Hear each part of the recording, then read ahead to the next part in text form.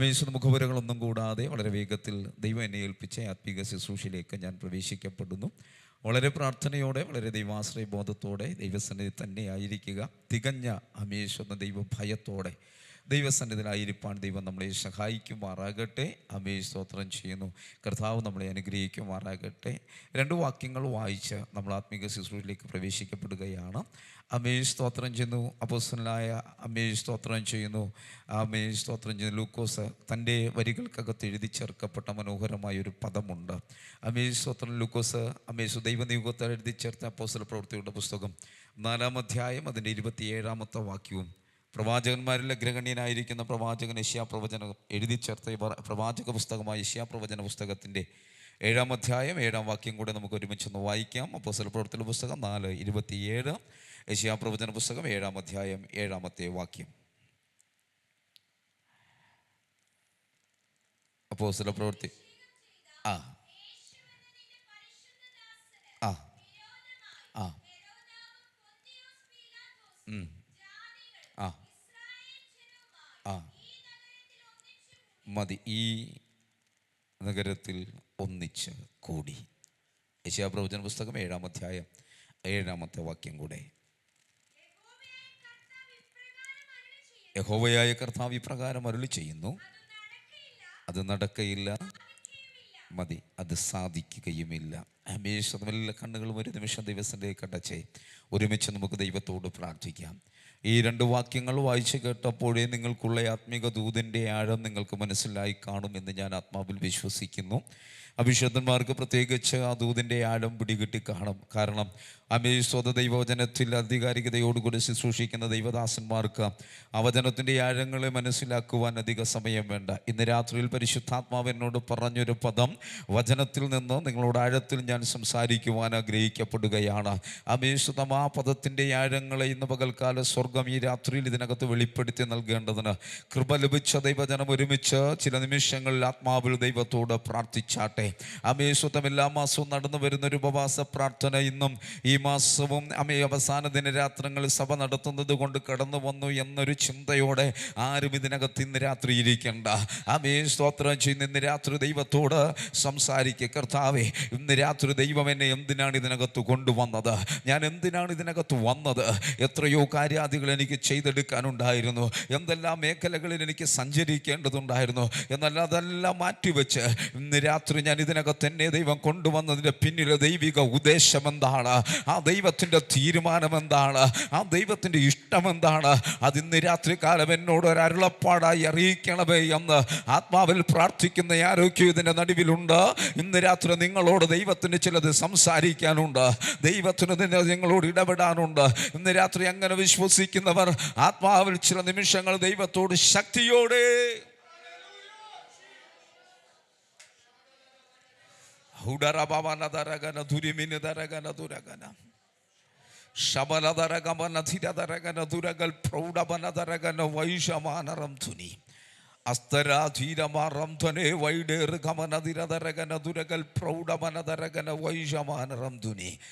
പ്രാരംഭ നിമിഷത്തിൽ പരിശുദ്ധാത്മാവിനോട് പറയുന്നൊരു പദം ആത്മനിയോഗത്തോടെ ദൈവസഭയെ നോക്കി ഞാൻ ആത്മാവിൽ പറയട്ടെ. പരിശുദ്ധാത്മാവ് എൻ്റെ അകത്തളത്തിൽ ഇട്ടിരിക്കുന്ന ഒരു ദൈവശബ്ദത്തെ, പരിശുദ്ധാത്മാവ് എൻ്റെ മേൽ തരുന്നൊരു ദൈവിക ശബ്ദത്തെ ആത്മനിയോഗത്തോട് ഞാൻ നിങ്ങളോട് ഇങ്ങനെ പറയാം. ഓരോ ആരാധനകളും ഓരോ യാഗങ്ങളാണ്. സ്തോത്രം, സ്തോത്രം, സ്തോത്രം, സ്തോത്രം. യാഗത്തിനൊരു പ്രത്യേകതയുണ്ട്. സ്തോത്രം ചെയ്യുന്ന യാഗത്തിൻ്റെ പ്രത്യേകതകൾ പഴയ നിയമത്തിൻ്റെ യാഗത്തളത്തിൽ പഠിക്കുമ്പോൾ ആത്മനിറവിൽ നിന്നുകൊണ്ട് ദൈവം കൊടുത്ത നിയോഗത്തിൽ ദൈവദാസന്മാർ ആത്മനിയോഗത്തിൽ എഴുതി വെച്ച യാഗത്തിൻ്റെ വ്യവസ്ഥകളുണ്ട്. ആ യാഗത്തിൻ്റെ വ്യവസ്ഥകൾ അകത്ത് നിന്നുകൊണ്ട് ആഴത്തിൽ പഠിക്കുമ്പോൾ എന്നോട് പരിശുദ്ധാത്മാവ് പറയുന്നൊരു പദം ഇങ്ങനെയുണ്ട്. ആത്മിക ആരാധന ഒരു യാഗമാണെങ്കിൽ ആത്മിക ആരാധനയിൽ ചിലത് ജനിക്കപ്പെടണം. സ്തോത്രം, സ്തോത്രം, സ്തോത്രം, സ്തോത്രം, സ്തോത്രം, സ്തോത്രം. എന്നാൽ ആത്മിക ആരാധനയിൽ ജനനം നടക്കാതെ വണ്ണം ഷണ്ണന്മാരെ ഉൽപ്പാദിപ്പിക്കുന്ന, ഒന്നുകൂടെ പറഞ്ഞാൽ ആത്മിക ജനനത്തിന് അനുവദിക്കാതെ വണ്ണം ഈ മണ്ണിനകത്ത് അവകാശവാദം ചൊല്ലി നിൽക്കുന്ന ഷണ്ണത്വത്തിൻ്റെ ആത്മാവിനെ ഇന്ന് രാത്രി പിതാവിൻ്റെയും പുത്രൻ്റെയും പരിശുദ്ധാത്മാവിൻ്റെയും നാമത്തിൽ ഈ ആലയത്തിൻ്റെ നടുവിൽ നിന്നുകൊണ്ട് അങ്ങയുടെ ദാസന് ദൈവം കൊടുത്ത കൃപയിൽ ശുശ്രൂഷിക്കുമ്പോഴും ആത്മീക ജനനങ്ങളെ നടത്താൻ അനുവദിക്കാതെ വണ്ണം ഈ മണ്ണിൽ വ്യാപരിക്കുന്ന, ഈ പട്ടണത്തിൽ വ്യാപരിക്കുന്ന ആത്മീക ഷണ്ണത്വത്തിന്റെ ആത്മാവിനെ പിതാവിന്റെയും പുത്രന്റെയും പരിശുദ്ധാത്മാവിന്റെയും നാമത്തിൽ ഈ രാത്രി ഞങ്ങൾ അതിനെ ശാസിക്കുകയാണ്.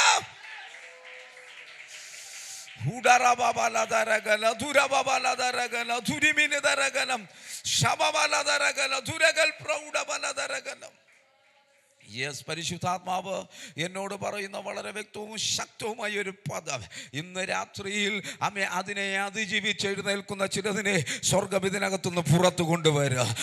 ആത്മീക ഷണ്ണത്വത്തിൻ്റെ അകത്തളത്തിൽ എന്ന് പറഞ്ഞാൽ ആത്മീക ജനനങ്ങളെ നടത്താൻ അനുവദിക്കാതെ വണ്ണം ജീവിതത്തിൻ്റെ അകത്തളത്തിൽ സ്തോത്രം ചെയ്തിരിക്കുന്ന ചിലതിനെ ഇന്ന് രാത്രികാല സ്വർഗം ഒന്ന് തട്ടി ഉണർത്തി പുറത്തു കൊണ്ടുവരുന്ന ഒരാത്മിക രാത്രിയായി ഇന്ന് രാത്രി മാറുമെന്ന് വിശ്വസിക്കുന്നവർ മാത്രം, അങ്ങനെ ദൈവാത്മാവ് ഇടപെടുന്നവർ മാത്രം, അങ്ങനെ ദൈവസന്നിധിയിൽ ആഗ്രഹമുള്ളവർ മാത്രം ചില നിമിഷങ്ങൾ ആ ദൈവത്തെ ഒന്ന് സ്തുതിച്ചാട്ടെ, ചില നിമിഷങ്ങൾ ദൈവത്തിൽ ഒന്ന് സ്തുതി അർപ്പിച്ചാട്ടെ. ഇന്ന് രാത്രി ചില ഷണ്ണത്വങ്ങൾ ഇവിടെ അഴിഞ്ഞു വീഴട്ടെ. മറിച്ച് ദൈവിക ജനനത്തിന് വേണ്ടി ദൈവസന്നിധി ചിലതിനെ ജനിപ്പിക്കുക. ആത്മനിയോഗത്തോടെ സ്വർഗം ചിലതിനെ എഴുന്നേൽപ്പിക്കട്ടെ. യെസ്, യെസ്, പരിശുദ്ധാത്മാവിന്റെ ശക്തി ഈ മുന്നേറ്റം തുടൽ വ്യാപരിച്ചു തുടങ്ങട്ടെ. ആത്മാവ് ചിലതിനെ തട്ടി ഉണർത്തി എഴുന്നേൽപ്പിക്കട്ടെ. ഇതുവരെ ഇരുന്നത് പോലെ ഇരിക്കുന്നവരായിട്ടല്ല, മറിച്ച് ആത്മനിയോഗത്തോടെ ആത്മാവിൽ ചിലതിനെ ജനിപ്പിക്കാനുള്ള ആത്മീക കഴിവോടെ കരുത്തുറ്റവരായി ഇന്ന് രാത്രി സ്വർഗം ചിലതിനെ പുറത്തെടുക്കട്ടെ.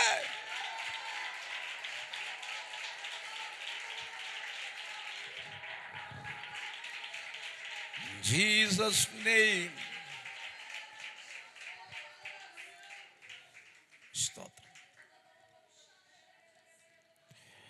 പ്രാർത്ഥിച്ചുകൊണ്ടിരിക്കണം വളരെ ശക്തമായ ആത്മനിയോഗത്തോടെ. സ്വന്തം ഹൃദയതലങ്ങൾക്കകത്ത് പ്രാർത്ഥനയോടുകൂടെ ഇരിക്കുക. പരിശുദ്ധാത്മാവിനോട് പറഞ്ഞൊരു പദമാണത്. ഇന്ന് ചിലതിനെ ഞാൻ എഴുന്നേൽപ്പിക്കും. സ്വന്തം ആത്മീക ജനനത്തിന് വേണ്ടി ഞാൻ ചിലതിനെ എഴുന്നേൽപ്പിക്കും. ശത്രുവിൻ്റെ കയ്യിൽ നിന്ന് ചിലതിനെ പിടിച്ചു കൊണ്ടുവരാനുള്ള ആത്മനിയോഗത്തോടെ ഞാൻ ചിലതിനെ എഴുന്നേൽപ്പിക്കും. പരിശുദ്ധാത്മാവ് അങ്ങനെ ഇന്ന് രാത്രി ചെയ്യുന്നത് കൊണ്ട് ഞങ്ങൾ നന്ദി പറയുന്ന കർത്താവേ, തിരുവചനത്തെയും അടിയനെയും തൃക്കരങ്ങളിലേക്ക് ഏൽപ്പിച്ച് പ്രാർത്ഥിക്കുന്നു. ഈ ജനത്തെയും തിരുകരങ്ങളിലേക്ക് ഏൽപ്പിക്കുന്നു. ആത്മീക വചനങ്ങൾ അവരുടെ ഹൃദയങ്ങളിൽ ആഴ്ന്നിറങ്ങി ദൈവരാജ്യത്തിന് പ്രയോജനമുള്ളവരായി തീരുവാൻ സ്വർഗം അവരെ സഹായിക്കണമെന്ന് പ്രാർത്ഥിക്കുന്നു. ദൈവകൃപ കൊണ്ട് മറച്ചാട്ടെ, അത്ഭുതങ്ങൾ ചെയ്താട്ടെ, സകലത് നന്മയ്ക്കായി കൂടി മാറട്ടെ. യേശുവിൻ നാമത്തിൽ തന്നെ ആമേൻ, ആമേൻ, ആമേൻ. കർത്താവിൻ്റെ ദാസന്മാരുടെ മുമ്പിൽ എന്നെ തന്നെ വിധേയപ്പെടുത്തി ആത്മീക ശുശ്രൂഷയിലേക്ക് പ്രവേശിക്കപ്പെടുന്ന വളരെ പ്രാർത്ഥനയോടെ ദൈവാശ്രയബോധത്തോടെ ദൈവസന്നിധിയിലായിരിക്കാം. വായിച്ച 2 വാക്യങ്ങൾ വളരെ മനോഹരമായ നമുക്കെല്ലാവർക്കും അറിയാവുന്ന 2 വാക്യങ്ങളാണ്. അപ്പോസ്തലപ്രവൃത്തിയുടെ പുസ്തകം 4-ാം അധ്യായം 27-ാമത്തെ വാക്യം വളരെ സുപരിചിതമാണ്. അവിടെ പറയുന്നൊരു പദം ഇങ്ങനെയാണ്: അവരെല്ലാവരും കൂടെ ഒരുമിച്ച് എവിടെ കൂടി? നഗരത്തിൽ കൂടി. യെശയ്യാപ്രവചന പുസ്തകം 7-ാം അധ്യായം 7-ാം വാക്യം പറയുന്നത് അത് നടക്കുകയില്ല, അത് സാധിക്കുക ഇല്ല. ഇന്ന് രാത്രി ആരാത്മിക ദൂതൻ്റെ ആഴത്തിലേക്ക് നിങ്ങളെ കൊണ്ടുപോകാം. ശ്രദ്ധയോടുകൂടെ ദൈവവചനം ശ്രദ്ധിച്ചാട്ടെ. ദൈവം നമ്മളെ അതിനായിട്ട് ഒരുക്കുമാറാകട്ടെ. എന്നെ ഒന്ന് പരിചയപ്പെടുത്തി വേഗത്തിൽ ഞാൻ ആത്മീക ശുശ്രൂഷയിലേക്ക് പ്രവേശിക്കപ്പെടാം. കർത്താവിൻ്റെ ദാസൻ ഓർമ്മപ്പെടുത്തിയതുപോലെ എൻ്റെ പേര് ഷിബു എന്നാണ്. അമേശ്വരം ഇപ്പോൾ ട്രിവാൻഡ്രം പട്ടണത്തിൽ കോവളത്ത് താമസിച്ച് ദൈവവേല ചെയ്തു വരുന്നു. എൻ്റെ ഭാര്യയും 2 കുഞ്ഞുങ്ങളും ഇതിനകത്തുണ്ട്. വളരെ വിരളമാണ് ഞങ്ങൾ ഒരുമിച്ച് സഞ്ചരിക്കുക എന്നുള്ളത്. അങ്ങനെ ദൈവം ചില അവസരങ്ങൾ തരാറുണ്ട്. സ്തോത്രം. വിശേഷാൽ ഇത് ഒരു ശനിയാഴ്ച രാത്രി ആയതുകൊണ്ടും സ്തോത്രം ചെയ്യുന്നു. നാളെ പ്രഭാതത്തിൽ നമുക്ക് 8 മണിക്ക് സർവീസ് ആരംഭിക്കുമെന്നുള്ളത് കൊണ്ടും തിരികെ കടന്നു പോകണം. എനിക്ക് തിരികെ കോളത്തിൽ നിന്നവരെ കൊണ്ടുവരാനുള്ള ബുദ്ധിമുട്ടൊക്കെ ആയതുകൊണ്ട് പോകുന്ന യാത്രയിൽ ചർച്ചിലേക്ക് തന്നെ പോകാനുള്ള ഒരു ക്രമീകരണത്തോടാണ് ഞങ്ങൾ ഒരുമിച്ച് കടന്നു വന്നത്.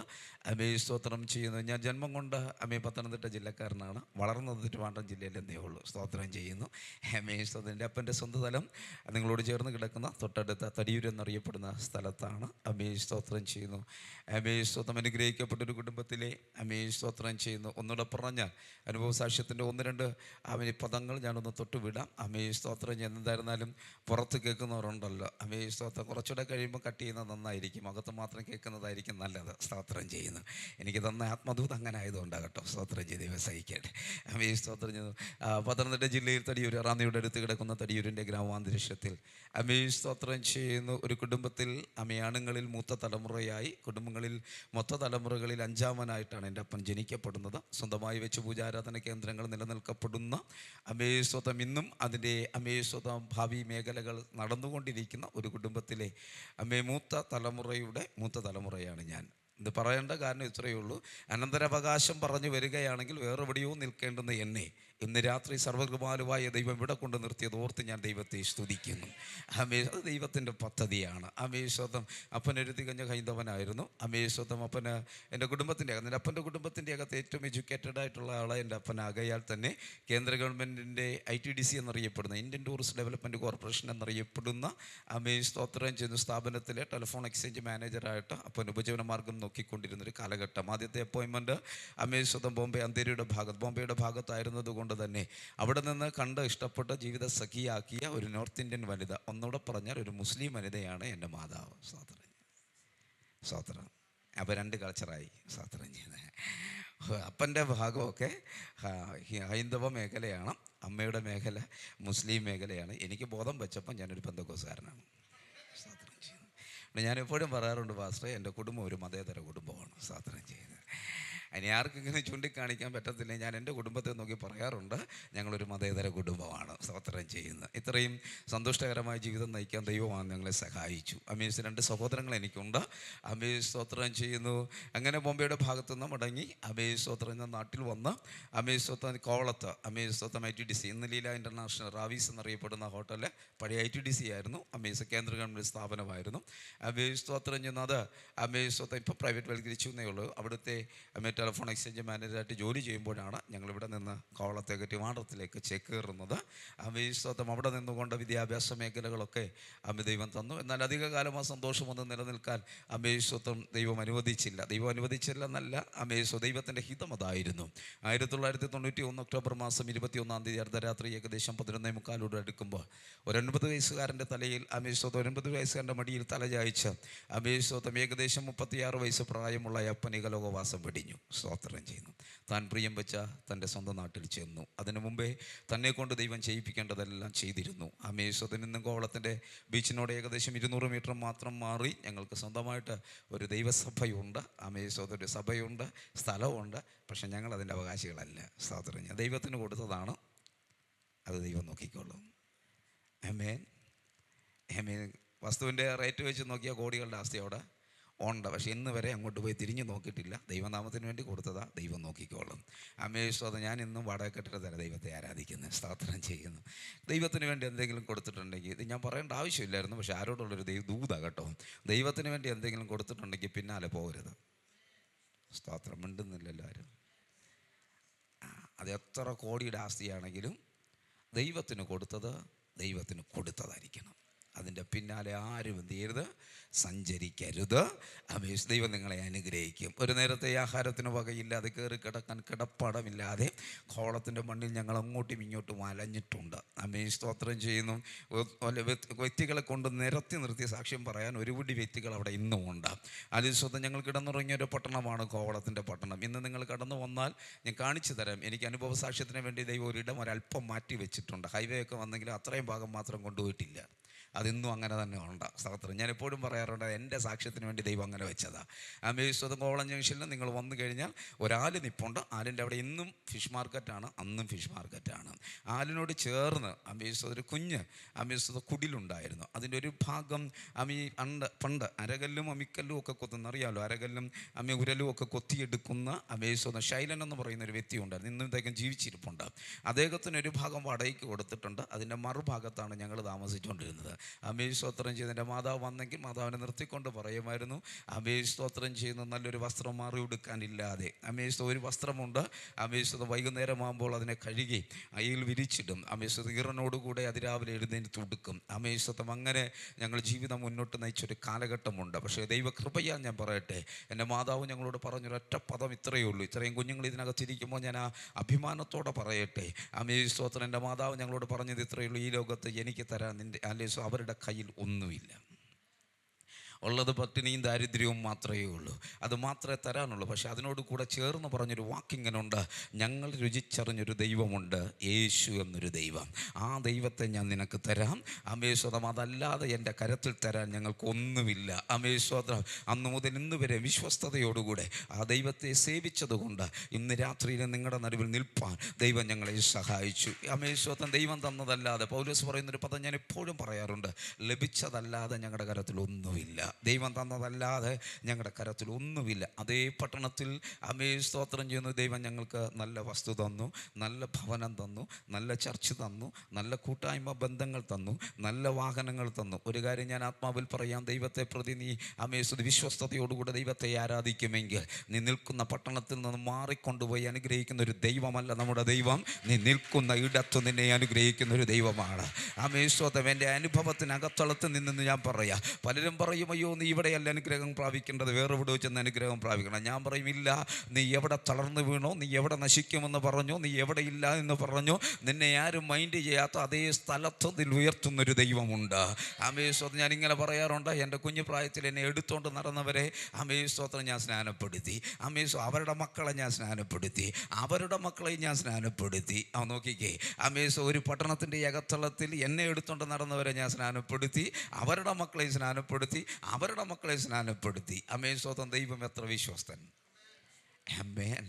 ദൈവത്തെ സേവിച്ചാൽ ദൈവത്തെ ഞാൻ ആ പദം എടുത്തെടുത്ത് പറയും. കാരണം വിശ്വസ്തയോട് സേവിക്കുന്നവർക്കേ പറ്റൂ കേട്ടോ. അല്ലാതുള്ളവർക്ക് ദൈവം ചെയ്യുമെന്ന് വെച്ചാൽ എനിക്കറിയത്തില്ല. വിശ്വസ്തയോടുകൂടെ ദൈവത്തെ സേവിച്ചാൽ ദൈവം നമ്മൾ നിശ്ചയമായിട്ടും അനുഗ്രഹിക്കും.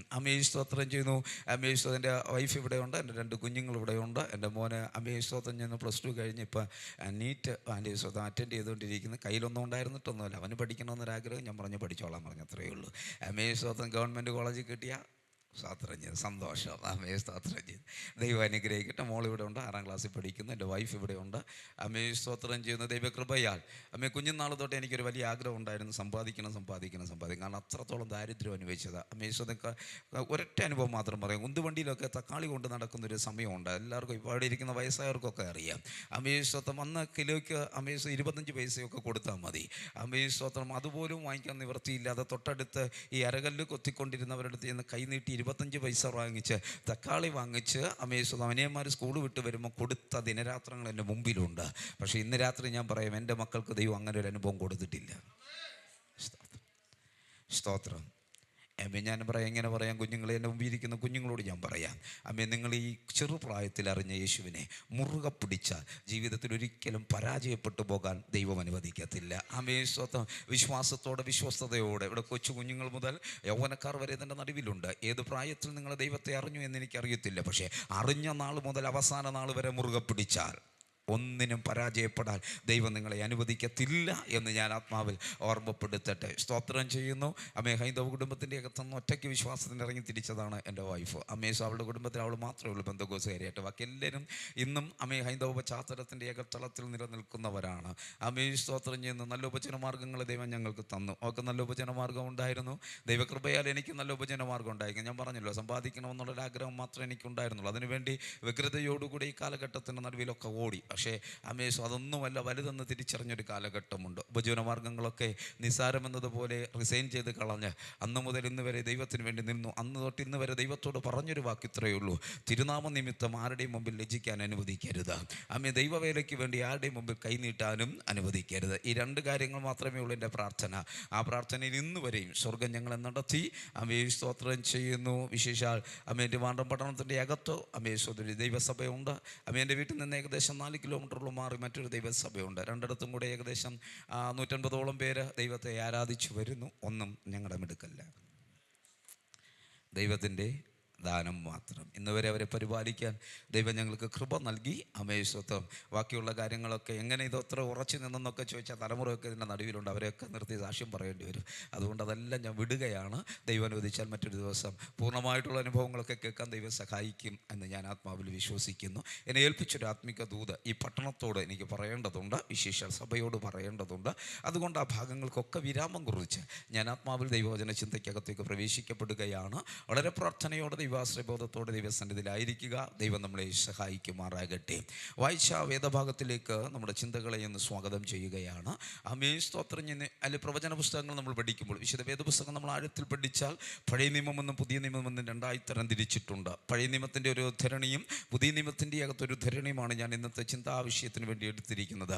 പഴയ നിയമത്തിൻ്റെ അകത്ത് പ്രവാചകന്മാർ കാറ്റഗറി തിരിച്ചു വെച്ച് പഠിക്കുമ്പോൾ അമേശ്വതം പുസ്തകത്തെ പഠന വിധാനം പലതായിട്ട് തരംതിരിച്ചിട്ടുണ്ട്. അതിൽ പ്രവചന ഗ്രന്ഥങ്ങൾ വളരെ ശ്രദ്ധേയമാണ്. അതിൽ ഏറ്റവും പ്രബലരായ പ്രവാചകന്മാരുണ്ട്. അതിൽ അമേശ്വർ 4 പേരാണ്: യെശയ്യാവ്, ഇരമ്യാവ്, യെഹെസ്കേൽ, ദാനിയേൽ എന്നറിയപ്പെടുന്നവർ. അതിലൊരാളെ അങ്ങോട്ട് മാറ്റി നിർത്തി 3 പേരെ മാത്രം ഞാനൊന്ന് എടുക്കുകയാണ്. എൻ്റെ മുന്നോട്ടുള്ള പ്രയാണങ്ങൾക്ക് ഇവർ 3 പേരും കൂടെ വേണമെന്നുള്ളത് കൊണ്ട് ആത്മാവിൽ ഞാൻ അവരെ കൂടെ ഒന്ന് എൻ്റെ കൂടി ചേർത്ത് പിടിച്ച് മുന്നോട്ട് പോവുകയാണ്. അമേശ്വത്രം. അവരിൽ 3 പേരിൽ ഏറ്റവും മനോഹരമായി അമേശ്വത്രം പ്രവചന ശബ്ദങ്ങൾ അടർത്തിയെടുത്തൊരു മനുഷ്യനാണ് യെശയ്യാവ് എന്ന് പറയുന്നത്. യെശയ്യാവിനെ കുറിച്ച് നമ്മൾ ആത്മാവിൽ പഠിക്കുമ്പോൾ വെറുതെ പ്രവചിച്ചൊരു പ്രവാചകനല്ല. ഒരു മനുഷ്യൻ്റെ തുടക്കം മുതൽ അവസാനം വരെ വളരെ കൃത്യതയോടുകൂടെ പ്രവചിച്ച ഒരു പ്രവാചകനാണ് യെശയ്യാവ് എന്ന് പറയുന്നത്. അങ്ങനെ പ്രവചിക്കാനൊരു കാരണമുണ്ട്. ഇന്ന് പ്രവാചകന്മാർ ഇഷ്ടം പോലെയുണ്ട്. ഒരു പ്രവാചകനെ ഞാൻ എതിരല്ല, അമേശ്വത്രം. പക്ഷേ പ്രവാചകന്മാർ ഇഷ്ടം പോലെയുണ്ട്. യെശയ്യാവിനെ സംബന്ധിച്ച് പ്രവചന ശബ്ദത്തിൻ്റെ പ്രത്യേകത എന്തെന്ന് ചോദിച്ചാൽ യശയ്യാവ് ഒരു പ്രാർത്ഥനാ മനുഷ്യനായിരുന്നു. അതുകൊണ്ട് തന്നെ തൻ്റെ പ്രവചന ദൂതുകളെല്ലാം വളരെ ഷാർപ്പായിരുന്നു. ഒരിടത്തും തനിക്ക് തെറ്റ് സംഭവിച്ചിട്ടില്ല. 1-ാം അധ്യായം മുതൽ നമ്മൾ താഴോട്ട് പഠിച്ചു വരുമ്പോൾ ആദ്യത്തെ 6 അധ്യായങ്ങൾ യെശയ്യാവിന് ആദ്യത്തെ 5 അധ്യായങ്ങൾ നമ്മൾ പഠിക്കുമ്പോൾ യെശയ്യാവിൻ്റെ പ്രവചനങ്ങളൊക്കെ വളരെ ശക്തമായിരുന്നു. കാരണമുണ്ട്. എന്താ കാരണമെന്നറിയാമോ? യെശയ്യാവിൻ്റെ ധൈര്യത്തോടുകൂടെ നിന്ന് പറയാനുള്ള ചില ബന്ധങ്ങൾ തനിക്കുണ്ടായിരുന്നു. ആ ബന്ധങ്ങൾ ഒന്ന് കൊട്ടാരവുമായി ബന്ധപ്പെട്ട്, രാജാവുമായി ബന്ധപ്പെട്ടൊക്കെ തനിക്ക് നല്ല ബന്ധമുണ്ടായിരുന്നത് കൊണ്ട് താൻ പ്രവചിച്ച പ്രവചന ശബ്ദത്തെ ഒന്ന് ഖണ്ഡിക്കുകയോ തിരിച്ചു ചോദിക്കാനോ ആരുമില്ല എന്നുള്ള ഒരു ബോധ്യം തനിക്കുണ്ടായിരുന്നത് കൊണ്ട് വളരെ ശക്തിയോടുകൂടെ താൻ ആത്മാവിൽ പ്രവചിച്ചു. പക്ഷേ 5-ാം അധ്യായത്തിന് വിരാമം കുറിച്ച് 6-ാം അധ്യായത്തിനകത്തേക്ക് കയറുമ്പോൾ യെശയ്യാവ് ഒന്ന് അല്പം ഡിമ്മായിപ്പോയി. നമ്മുടെ ഭാഷയെ പറഞ്ഞൊന്ന് താന്നു. കാരണം താൻ പ്രതീക്ഷ വെച്ചിരുന്ന തൻ്റെ അമേശ്വത്രം ചെയ്യുന്ന ശക്തിയായിരുന്ന, എൻ്റെ ഭാഷയിൽ പറഞ്ഞ തൻ്റെ ബാക്ക് ബോണായിരുന്ന ഉസിയാവ് മരിച്ചു. സ്തോത്രം. ഉസിയാവ് എന്ത് ചെയ്തു? മരണപ്പെട്ടു. അങ്ങനെ മരണപ്പെട്ടിരുന്നപ്പോൾ 5 അധ്യായത്തിൽ കാണാത്തൊരു വെളിപ്പാട് 6-ാം അധ്യായത്തിൽ കണ്ടു. സ്തോത്രം. സ്തോത്രം. അവിടെ എഴുതി വെച്ചിരിക്കുന്നത് ഇങ്ങനെയാണ്: ഉസിയാവ് മരിച്ചയാണ്ടിൽ യെശയ്യാവ് കാണുന്ന ദർശനം, കർത്താവ് ഉയർന്നും പൊങ്ങിയുമുള്ള സിംഹാസനത്തിൽ ഇരിക്കുന്നു. ഇന്നലെ വരെ കണ്ടത് ഉസിയാവിരുന്ന സിംഹാസനത്തെയാ. പക്ഷേ ഉസിയാവ് മരിച്ചപ്പോൾ മറ്റൊരുത്തനെ അവൻ കണ്ടുമുട്ടി. അത് ഉയർന്നും പൊങ്ങിയും ഇരിക്കുന്ന കർത്താവിൻ്റെ സിംഹാസനത്തെ. ഇന്ന് രാത്രിയിൽ ഞാൻ ആത്മാവിൽ ചിലരോട് പ്രവചനാത്മാവിൽ പ്രവചിക്കുക. നിന്റെ ചില ആശ്രയങ്ങളിൽ നിന്ന് നീ ഒന്ന് വഴിതിരിയാൻ തയ്യാറായ, നീ വച്ചിരിക്കുന്ന ചില ആശ്രയങ്ങളിൽ നിന്ന് നീ ഒന്ന് ടേൺ ചെയ്യാൻ തയ്യാറായ, നീ ഇതുവരെ കാണാത്ത ചിലത് നിന്റെ ജീവിതത്തിൽ കാണാനിടയായി തീരും. ഇന്നലെ വരെ നീ കാണാത്തതിൻ്റെ കാരണം നിന്റെ ആശ്രയം പരിപൂർണമായി ദൈവത്തിലല്ലാത്തത് കൊണ്ടാണ്. ഇന്ന് രാത്രി പരിശുദ്ധാത്മാവിൽ ഒരു പ്രവചന ശബ്ദമെന്ന പോലെ ഞാൻ ആത്മാവിൽ പ്രവചിക്കട്ടെ. നിന്റെ ആശ്രയം പൂർണ്ണമായും ദൈവത്തിലാകുമ്പോൾ നീ ഇതുവരെ കാണാത്ത ചിലതിനെ കാണുവാൻ തുടങ്ങും. സ്തോത്രം. യെശയ്യാവിൻ്റെ ദർശനം മാറി, യെശയ്യാവ് കാണുന്ന കാഴ്ചപ്പാടുകൾ മാറി. ഇന്ന് രാത്രി ഞാൻ ആത്മാവിൽ പറയാം, കുഞ്ഞ്, എന്നും ഒരേ കാഴ്ചപ്പാട് കാണാതെ മാറി കാണണം. അതിനുവേണ്ടി ദൈവവുമായിട്ടൊരു നല്ല ബന്ധം സ്ഥാപിക്കണം. സ്തോത്രം ചെയ്യുന്നു. യെശയ്യാവിൻ്റെ കാഴ്ചപ്പാട് മാറി. യെശയ്യാവ് സ്തോത്രം ചെയ്യുന്നു. ദൈവസന്നിധിയിൽ നിന്നുകൊണ്ട് ദൈവിക സിംഹാസനത്തെ അവൻ കണ്ടു. ദൈവിക സിംഹാസനത്തിൽ ഇരിക്കുന്നവനെ അവൻ കണ്ടു. താഴോട്ട് വായിച്ചു വരുമ്പോൾ സ്തോത്രം ചെയ്യുന്നു, അവൻ്റെ പ്രവചന ശബ്ദം മാറുകയാണ്. അപ്പോൾ നോക്കി, ദൈവത്തെ കണ്ട സമയം മുതൽ അല്ലെങ്കിൽ ദൈവവുമായിട്ടുള്ള ബന്ധത്തിലേക്ക് കയറിയ സമയം മുതൽ അവൻ്റെ ദർശനം മാറുന്നു.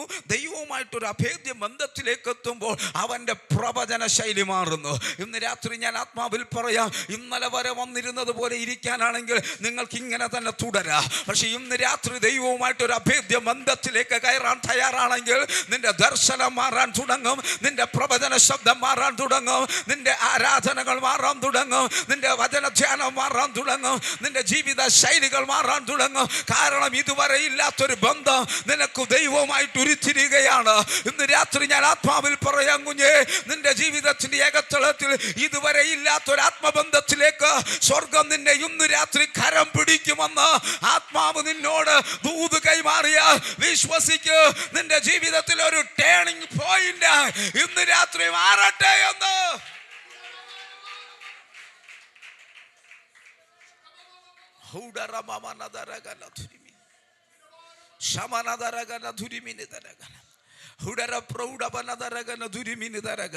അവന്റെ പ്രവചന ശബ്ദം മാറുകയാണ്. 7-ാം അധ്യായത്തിനകത്തേക്ക് കയറുമ്പോൾ യെശയ്യാവിന്റെ പ്രവചന ശബ്ദം മാറുന്നു. എന്താ പ്രവചന ശബ്ദം മാറിയേ? അമേശ്വതം എങ്ങോ അങ്ങ് ഉൽപ്പത്തി പുസ്തകത്തിന്റെ അകത്ത് പ്രവചിച്ചിട്ടൊരു പ്രവചനത്തിന്റെ ക്ലാരിറ്റി 7-ാം അധ്യായത്തിന്റെ അകത്ത് യെശയ്യാവ് പ്രവചിച്ചിടുകയാണ്. എന്താണ് പ്രവചനം? ഉൽപ്പത്തി പുസ്തകത്തിന്റെ അകത്ത് കിടക്കുന്ന പ്രവചനം ഇങ്ങനെയാണ്: സ്ത്രീയുടെ സന്തതിയായി ഒരുവൻ ജനിക്കും. അമേശ്വതം ആ കാലഘട്ടങ്ങളെ നോക്കിക്കൊണ്ട് എല്ലാവരും ഇരുന്നു. സ്ത്രീയുടെ സന്തതിയായി ഒരുവൻ ജനിക്കും, സ്ത്രീയുടെ സന്തതിയായി ഒരുവൻ ജനിക്കും. അമേശ്വതം രാജാക്കന്മാരുടെ കാലഘട്ടം, ന്യായാധിപന്മാരുടെ കാലഘട്ടം, പ്രവാചകന്മാരുടെ കാലഘട്ടങ്ങൾ ഇങ്ങോട്ട് കയറി വരുമ്പോൾ പ്രവാചകനായ യെശയ്യാ പറയുന്നു, സ്ത്രീയെ നോക്കി ആരും ഇരിക്കണ്ട. പ്രവചനത്തിന് ക്ലാരിറ്റി വരുന്നു. കന്യക ഗർഭിണിയായ ഒരു മകനെ പ്രസവിക്കും. സ്തോത്രം, സ്തോത്രം, സ്തോത്രം, സ്തോത്രം. ഇന്ന് രാത്രി ഞാൻ ആത്മാവിൽ പറയാ, നീയും ദൈവവുമായിട്ടുള്ള ബന്ധത്തിന്റെ അകത്ത് എവിടെയൊക്കെയോ ക്ലാരിറ്റികൾ ഇല്ലാതെ നിൽക്കുമ്പോ, എവിടെയൊക്കെയോ വ്യക്തത ഇല്ലാതെ നിൽക്കുമ്പോ, ഇന്ന് രാത്രി പരിശുദ്ധാത്മാവനോട് പറയുന്നു, ജീവിതത്തിൽ വ്യക്തത വരുത്തേണ്ടതിന് ദൈവം ഇടപെടുമെന്ന്.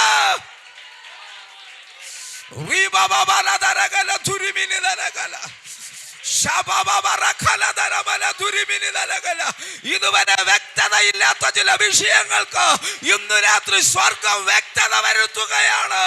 ഇതുവരെ ക്ലാരിറ്റി ഇല്ലാത്ത ചില വിഷയങ്ങൾക്ക് സ്വർഗം ക്ലാരിറ്റി വരുത്തുമെന്ന്.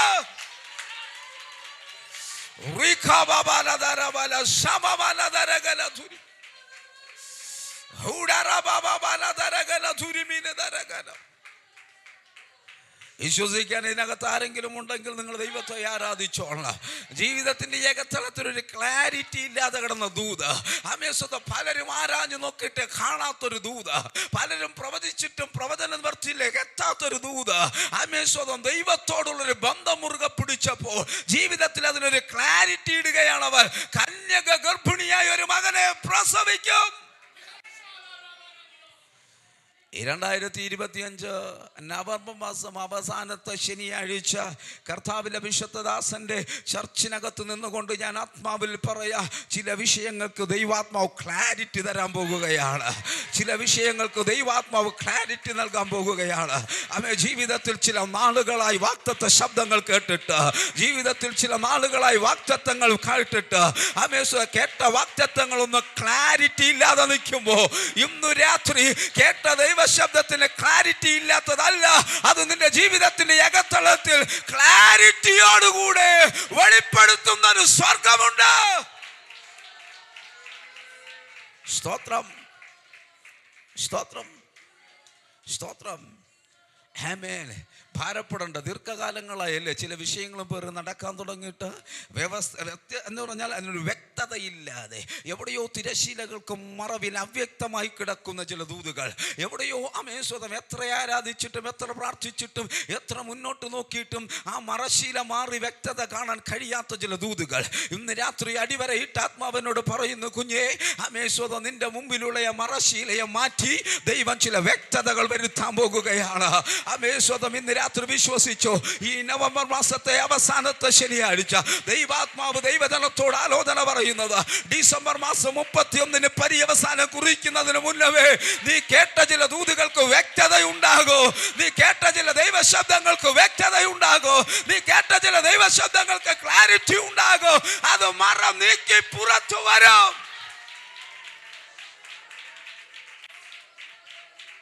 സ്തോത്രം. ആമേൻ, ആമേൻ. യേശാവിൻ്റെ ദൂതിൻ്റെ ക്ലാരിറ്റി പിന്നെ അങ്ങോട്ട് നിങ്ങൾ നോക്കണം. അങ്ങനെ പിക്ചർ ഇങ്ങനെ തെളിഞ്ഞ് വരുന്നത് പോലെ ഏറ്റവും അവസാനം ചെന്നെത്തുമ്പോൾ അവന് രൂപഗുണമുണ്ടാകത്തില്ല. എത്ര ക്ലിയർ കട്ടായിട്ട് യേശാവ് അങ്ങോട്ട് പ്രവചിച്ചിരിക്കുക. കന്യക ഗർഭിണിയായി മകനെ പ്രസവിക്കുമെന്ന് 7-ാം അധ്യായത്തിൽ പ്രവചിച്ച യേശാവ് അങ്ങ് 53-ാം അധ്യായത്തിലേക്ക് എത്തുമ്പോഴേക്കും അവന് ഭവിക്കാൻ പോകുന്നതിനെ കുറിച്ച് പ്രവചിക്കുകയാണ്. സ്വതം അടുത്ത 61-ാം അധ്യായം എത്തുമ്പോഴേക്കും അവൻ എന്തിനു വന്നു എന്നതിനെ കുറിച്ച് പ്രവചിക്കുകയാണ്. ഇത്ര ക്ലാരിറ്റിയോടുകൂടെ പ്രവചിക്കാൻ യേശയ്യാവ് നിനക്ക് എങ്ങനെ കഴിഞ്ഞു? യേശയ്യാവ് പറയും, ഇന്നലെ വരെ എൻ്റെ പിന്നിൽ നിന്ന ഉസിയാവ് എപ്പോൾ നഷ്ടപ്പെട്ടു, അപ്പോൾ എൻ്റെ ആശ്രയം ഉയരത്തിലേക്കായി. എൻ്റെ ആശ്രയം ഉയരത്തിലേക്ക് ഞാൻ വെച്ചപ്പോൾ ഇതുവരെ വ്യക്തതയില്ലാത്ത വിഷയങ്ങൾക്ക് സ്വർഗം എനിക്ക് വ്യക്തത നൽകി തുടങ്ങി. ഇന്ന് രാത്രി 11 മാസക്കാലം നിനക്ക് വ്യക്തത ഉണ്ടായിരുന്നിരിക്കത്തില്ല. 11 മാസക്കാലം നിന്റെ ജീവിതത്തിൽ ക്ലാരിറ്റി ഉണ്ടായിരിക്കത്തില്ല. പക്ഷെ 12-ാം മാസം പ്രവേശിക്കുമ്പോൾ സ്വർഗം നിനക്ക് ചില ക്ലാരിറ്റികളെ നൽകുക, ചില വ്യക്തതകളെ നൽകുക. ദൈവം ഇന്ന് രാത്രി തയ്യാറെടുക്കുകയാണ്. സ്തോത്രം. യേശയ്യാവിൻ്റെ ഒരു പ്രവചന ശബ്ദമാണ്, നടക്കുകയില്ല, സാധിക്കുകയില്ല. സ്തോത്രം. നടക്കുകയില്ല, സാധിക്കുകയില്ല. 2 വാക്കുകൾക്കും അർത്ഥം ഒന്ന് തന്നെയല്ലേ? നടക്കത്തില്ല, സാധിക്കത്തില്ല. എങ്ങനെ അങ്ങോട്ട് ഗുണിച്ചാലും ഇങ്ങോട്ട് ഗുണിച്ചാലും ഹരിച്ചാലും കൂട്ടിയാലും എല്ലാം അർത്ഥം ഒന്ന് തന്നെ. നടക്കത്തില്ല, സാധിക്കത്തില്ല. എന്താ ഇങ്ങനെ എഴുതാനുള്ളൊരു കാരണം? സ്തോത്രം. യേശയ്യാവ് അങ്ങനെ എഴുതി വെക്കാനൊരു കാരണമുണ്ട്. ചിലരോടുള്ള ആത്മിക ദൂതം. ഞാൻ ആരെയും സ്വന്തം തലയിൽ കൈവച്ചൊന്നും പ്രവചിക്കുന്നില്ല. നിങ്ങൾക്ക് വചനത്തിൽ നിന്ന് കിട്ടുന്ന പ്രവചന ശബ്ദം നിങ്ങളങ്ങ് എടുത്തോണ്ടാൽ മതി. സ്തോത്രം ചെയ്യുന്നു. എനിക്ക് ഏറ്റവും കൂടുതൽ സമയം വചനം പറയുന്നുണ്ട്. എൻ്റെ ഹൃദയത്തിൽ ഭയങ്കര ആഗ്രഹമുള്ളൊരു മനുഷ്യൻ. എത്രത്തോളം വചനം പറയാൻ കിട്ടുമോ അത്രത്തോളം വചനം പറയുന്നത് എനിക്ക് ഭയങ്കര ഇഷ്ടമാണ്. സ്തോത്രം. അതുകൊണ്ട് സ്തോത്രം, നിങ്ങൾക്ക് കിട്ടുന്നതെല്ലാം നിങ്ങൾ എടുത്തോ. സ്തോത്രം ചെയ്യുന്നു. അത് തന്നെയാണ് നിങ്ങൾക്കുള്ള പ്രവചന ശബ്ദം. സ്തോത്രം ചെയ്യുന്നു. വ്യക്തിപരമായിട്ട് ദൈവം പറഞ്ഞാൽ അപ്പോൾ ഞാൻ സംസാരിക്കാം. ദൈവം സഹായിക്കട്ടെ. എന്തുകൊണ്ടെന്ന് നോക്കി 7-ാം അധ്യായം നമ്മൾ വായിച്ചു വരുമ്പോൾ യേശയ്യാവ് അവിടെ വളരെ വിഷമസന്ധിയിലിരിക്കുന്നൊരു സമയം നമുക്ക് കാണാം. യേശയ്യാവ് അവിടെ വിഷമത്തിലിരിക്കുക. എന്താ കാരണം എന്നറിയാമോ? അവിടെ 1-ാം വാക്യം ഇങ്ങനെ എഴുതി വെച്ചിരിക്കുന്നത്, സ്തോത്രം, 2 ഗ്രൂപ്പുകാർ. ഇത് ദൈവസഭയോടുള്ളൊരു ദൂതാണ് കേട്ടോ. ദൈവം എന്നോട് പറഞ്ഞ ആത്മാവിൽ ദൈവം എന്നോട് സംസാരിച്ച ഒരു ദൂതാണ്, ദൈവസഭയോടുള്ള ഒരു ദൂതാണ്. 2 ഗ്രൂപ്പുകാർ ഒരുമിച്ച് അങ്ങോട്ട് എഴുന്നേൽക്കുകയാണ്.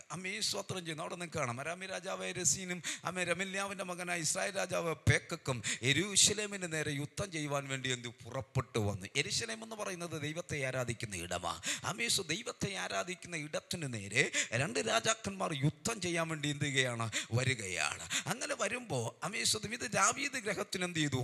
അറിവ് കിട്ടി. ദാവീദ് ഗ്രഹത്തിന് ഇത് അറിവ് കിട്ടിയപ്പോൾ ദാവീദ് ഗ്രഹത്തിന് അറിവ് കിട്ടിയ സമയത്ത് അവിടെ എഴുതി വെച്ച്, അവൻ്റെ ഹൃദയം, അവൻ്റെ ജനത്തിൻ്റെ ഹൃദയവും കാട്ടിലെ വൃക്ഷങ്ങൾ കാറ്റുകൊണ്ട് ഉലയുന്നത് പോലെ ഉലഞ്ഞുപോയി. ചില ഉലച്ചിലുകൾ ഹൃദയത്തിനുണ്ടാകും. സ്തോത്രം. ആമേൻ. പരിശുദ്ധാത്മാവിനോട് വളരെ ശക്തമായി പറയും, ദൈവദാസനെ, കാറ്റുകൊണ്ട് ഉലയുന്നത് പോലെ ഹൃദയത്തെ ഉലച്ചു കളയുന്ന ചില വിഷയങ്ങൾ. സ്തോത്രം.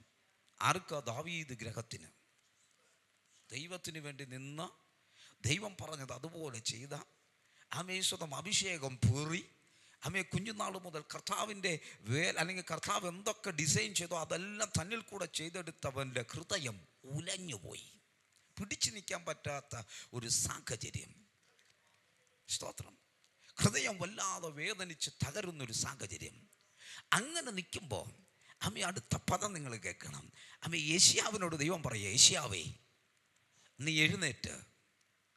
അപ്പോൾ യഹോവ യേശയ്യാവോട് അരുളിച്ചതെന്താ? നീയും നിൻ്റെ മകൻ യേശാർശാബുവും അലക്കുകാരൻ്റെ വയലിലെ പെരുവഴിയിൽ മേലേക്കുളത്തിൻ്റെ നീർപ്പാത്തിയുടെ അറ്റത്ത് രാജാവായ ആഹാസിനെ എതിരേൽപ്പാൻ ചെന്ന് നിൽക്കണം. എന്നിട്ട് പറയുന്ന നോക്കി, ആ ആകാശിനോട് നീ പറയേണ്ട 2 പദം. അതാണ് എനിക്ക് ദൈവദാസനോടും കുടുംബത്തോടും ദൈവസഭയോടും പറയാനുള്ളത്. 1, സൂക്ഷിച്ചു കൊള്ളുക. 2, സാവധാനമിരിക്കുക. 3, ഭയപ്പെടരുത്.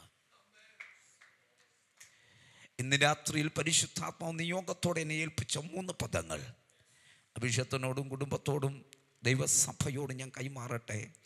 1, ചിലതിനെ സൂക്ഷിച്ചു കൊള്ളുക. 2, വെപ്രാളം വേണ്ട, എടുത്തു ചാടണ്ട, സാവധാനമിരിക്കുക. 3, ഭയപ്പെടണ്ട. അവരുടെ ഉഗ്രകോപം നിമിത്തം അവരത്രത്തോളം കോപം കാണിക്കും. പക്ഷെ ഭയപ്പെടരുത്. ജീസസ് നെയ്യും, ജീസസ് നെയ്യും. എനിക്കറിയാം, എന്നെ ദൈവാത്മാവ് ദൂതുമായിട്ട് കോവളത്ത് നിന്ന് ഇങ്ങോട്ട് പുറപ്പെടുവിക്കുന്ന സമയം മുതൽ പരിശുദ്ധാത്മാവ് എൻ്റെ അന്തരാത്മാവിൽ പറഞ്ഞ ചില പദങ്ങളുണ്ട്. ഇന്ന് രാത്രി ഞാൻ ആത്മാവിൽ പറയാം, അമേശ്വതം അത് നടക്കുകയില്ല, അത് സാധിക്കുകയില്ല. അത് നടക്കുകയില്ല, അത് സാധിക്കുകയില്ല.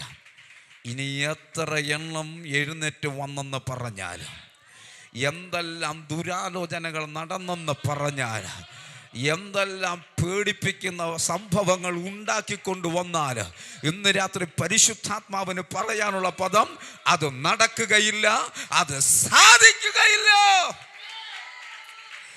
വിശ്വസിച്ചോ? നിന്റെ ജീവിതത്തിന്റെ അകത്ത് ശത്രു നിനക്ക് വിരോധമായി കൊണ്ടുവരുന്നതൊന്ന്, നിന്റെ ശുശ്രൂഷയ്ക്ക് വിരോധമായി, നിന്റെ കുടുംബത്തിന് വിരോധമായി, നിന്റെ തലമുറയ്ക്ക് വിരോധമായി ശത്രുവും മനുഷ്യനും ഒരുമിച്ച് കൊണ്ടുവരുന്നതൊന്ന് നടക്കുകയില്ല, സാധിക്കുകയില്ല എന്ന് ഇന്ന് രാത്രി ആത്മാവ് പ്രവചിച്ച വിശ്വസിച്ചാമേ പറയുന്നവർക്കായി ഞാൻ എൻ്റെ ദൈവത്തെ വാഴ്ത്തുകയാണ്. ദൈവശക്തി വ്യാപരിക്കട്ടെ. ശത്രുവിന്റെ ചില കുതന്ത്രങ്ങൾ ഇന്ന് രാത്രി ഇതിനകം തഴിഞ്ഞു വീഴട്ടെ. അവന്റെ പദ്ധതികൾ പൊളിയട്ടെ.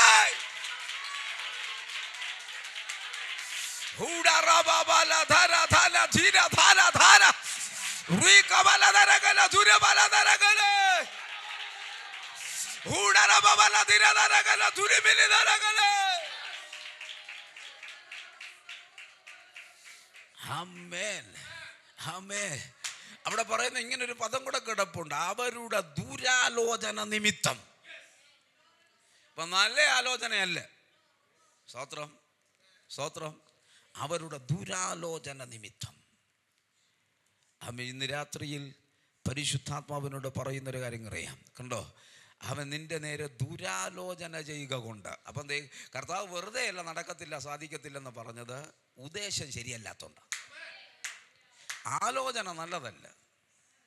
സ്തോത്രം ചെയ്യുന്നത് എനിക്കറിയത്തില്ല. എന്തായിരുന്നാലും പരിശുദ്ധാത്മാവ് പറയുന്ന വഴിയെ അമ്മേ സ്തോത്രം നമുക്കങ്ങ് പോകാം. സ്തോത്രം ചെയ്യുന്ന നമ്മുടെ ചിന്തകൾ കൊണ്ടൊന്നും മുന്നോട്ട് പോകാൻ പറ്റത്തില്ലെന്ന് എനിക്ക് മനസ്സിലായി. സ്തോത്രം ചെയ്യുന്നത്. അതുകൊണ്ട് പരിശുദ്ധാത്മാവ് പറയുന്നത് പോലെ നമുക്ക് എന്ത് ചെയ്യാം, മുന്നോട്ട് പോകാം. എന്തായിരുന്നാലും ആലോചന നല്ലതല്ല.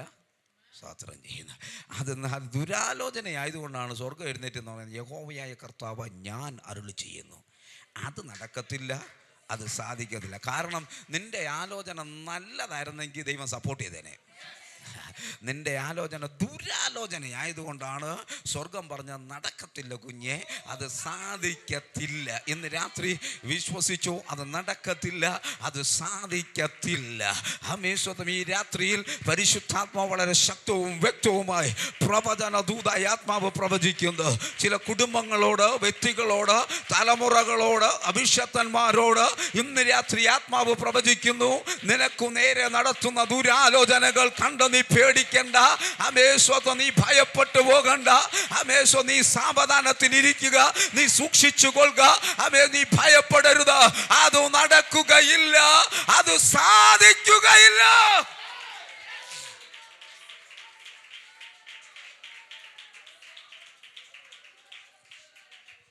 സ്തോത്രം, സ്തോത്രം. ഈ ദുരാലോചന നടത്തിയത് എന്തിനാണ്? എന്തായിരുന്നാലും പരിശുദ്ധാത്മാവിനെ കൊണ്ടുവന്ന രീതി കൂടെ ഞാൻ അങ്ങ് പോവുക, നമുക്ക് പൊളിച്ചങ്ങ് പറയാം. സ്തോത്രം, ദൈവം സഹായിക്കട്ടെ. ആരാ ഈ ദുരാലോചന നടത്തിയത്? എന്തിനാ ഈ ദുരാലോചന നടത്തിയത്? എന്താ ഇതിൻ്റെ പിന്നിലെ ലക്ഷ്യം? എന്തായിരുന്നാലും ദൈവം നമ്മളെ സഹായിക്കട്ടെ. 8-ാം അധ്യായം അതിൻ്റെ 10-ാമത്തെ വാക്യം കൂടെ വായിച്ചേ. യേശയ്യാപ്രവചന പുസ്തകം തന്നെ 8-ാം അധ്യായം അതിൻ്റെ 10-ാമത്തെ വാക്യം കൂടെ. അപ്പം നോക്കിയ ദുരാലോചന നടത്തിയുള്ള പ്രത്യേകതയാണ്, അവർ കൂടി ആലോചിച്ചു കൊള്ളുവിൻ. ഇപ്പം കർത്താവ് പറഞ്ഞ അത് നിഷ്ഫലമായി തീരും.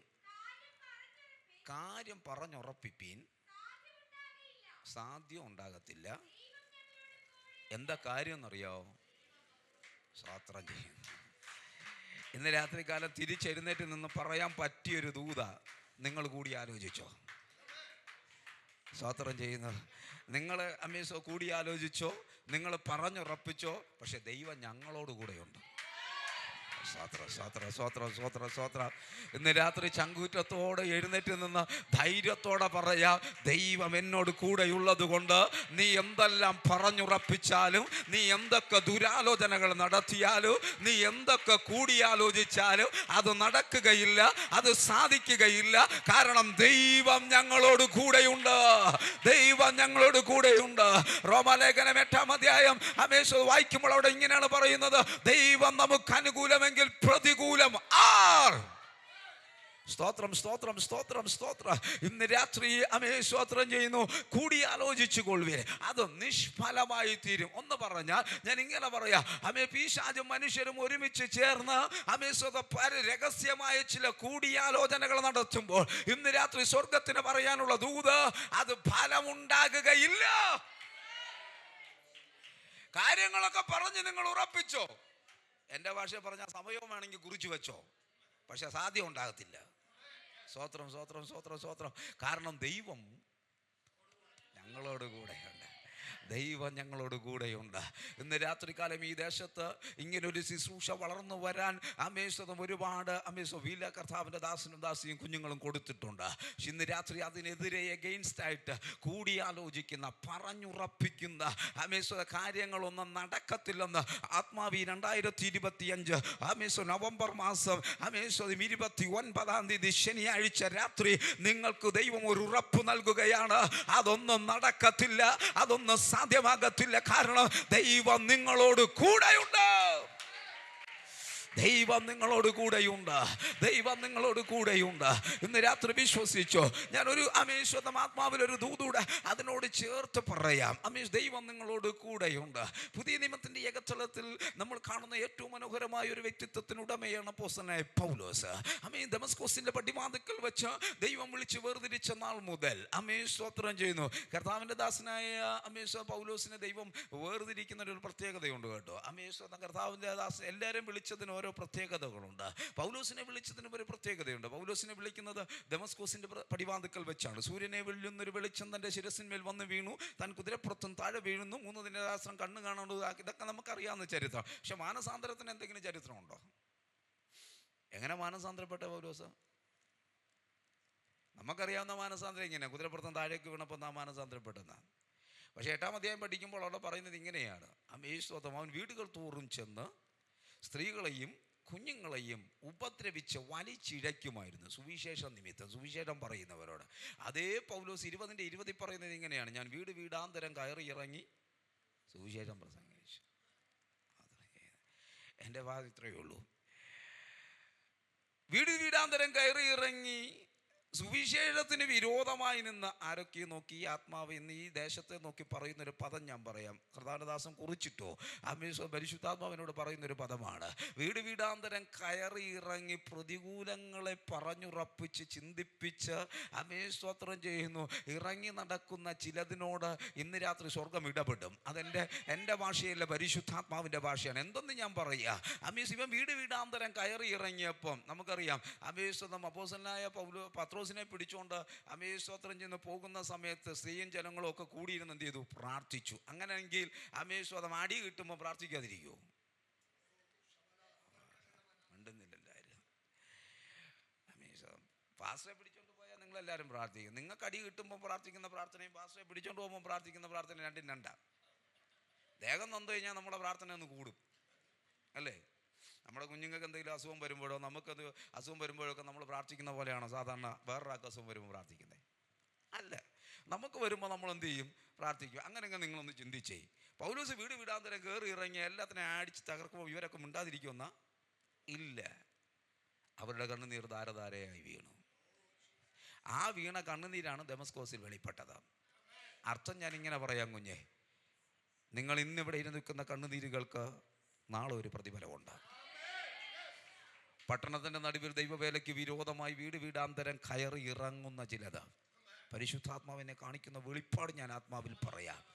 വീട് വീടാന്തരം കയറി ഇറങ്ങി ഭീഷണിപ്പെടുത്തുന്ന മുന്നോട്ട് പെന്തക്കോസിനകത്തോട്ട് പോകരുത്, പോയാലും കുഴപ്പമില്ല, സാമ്പാസിൻ്റെ ചർച്ചിൽ പോകരുത് എന്ന് പറഞ്ഞ് വിരോധമായി നിൽക്കുന്ന ചിലതിൻ്റെ അടിവേരുകളെ പൊളിക്കാൻ നിങ്ങളുടെ കണ്ണുനീർക്കൾ പ്രാപ്തിയുണ്ടായി എന്ന്, നിങ്ങളുടെ കണ്ണുനീരുകളുടെ ഫലമുണ്ടായി എന്ന് ഇന്ന് രാത്രി ആത്മാവ് നിങ്ങളോട് പ്രവചിച്ച വിശ്വസിച്ചു.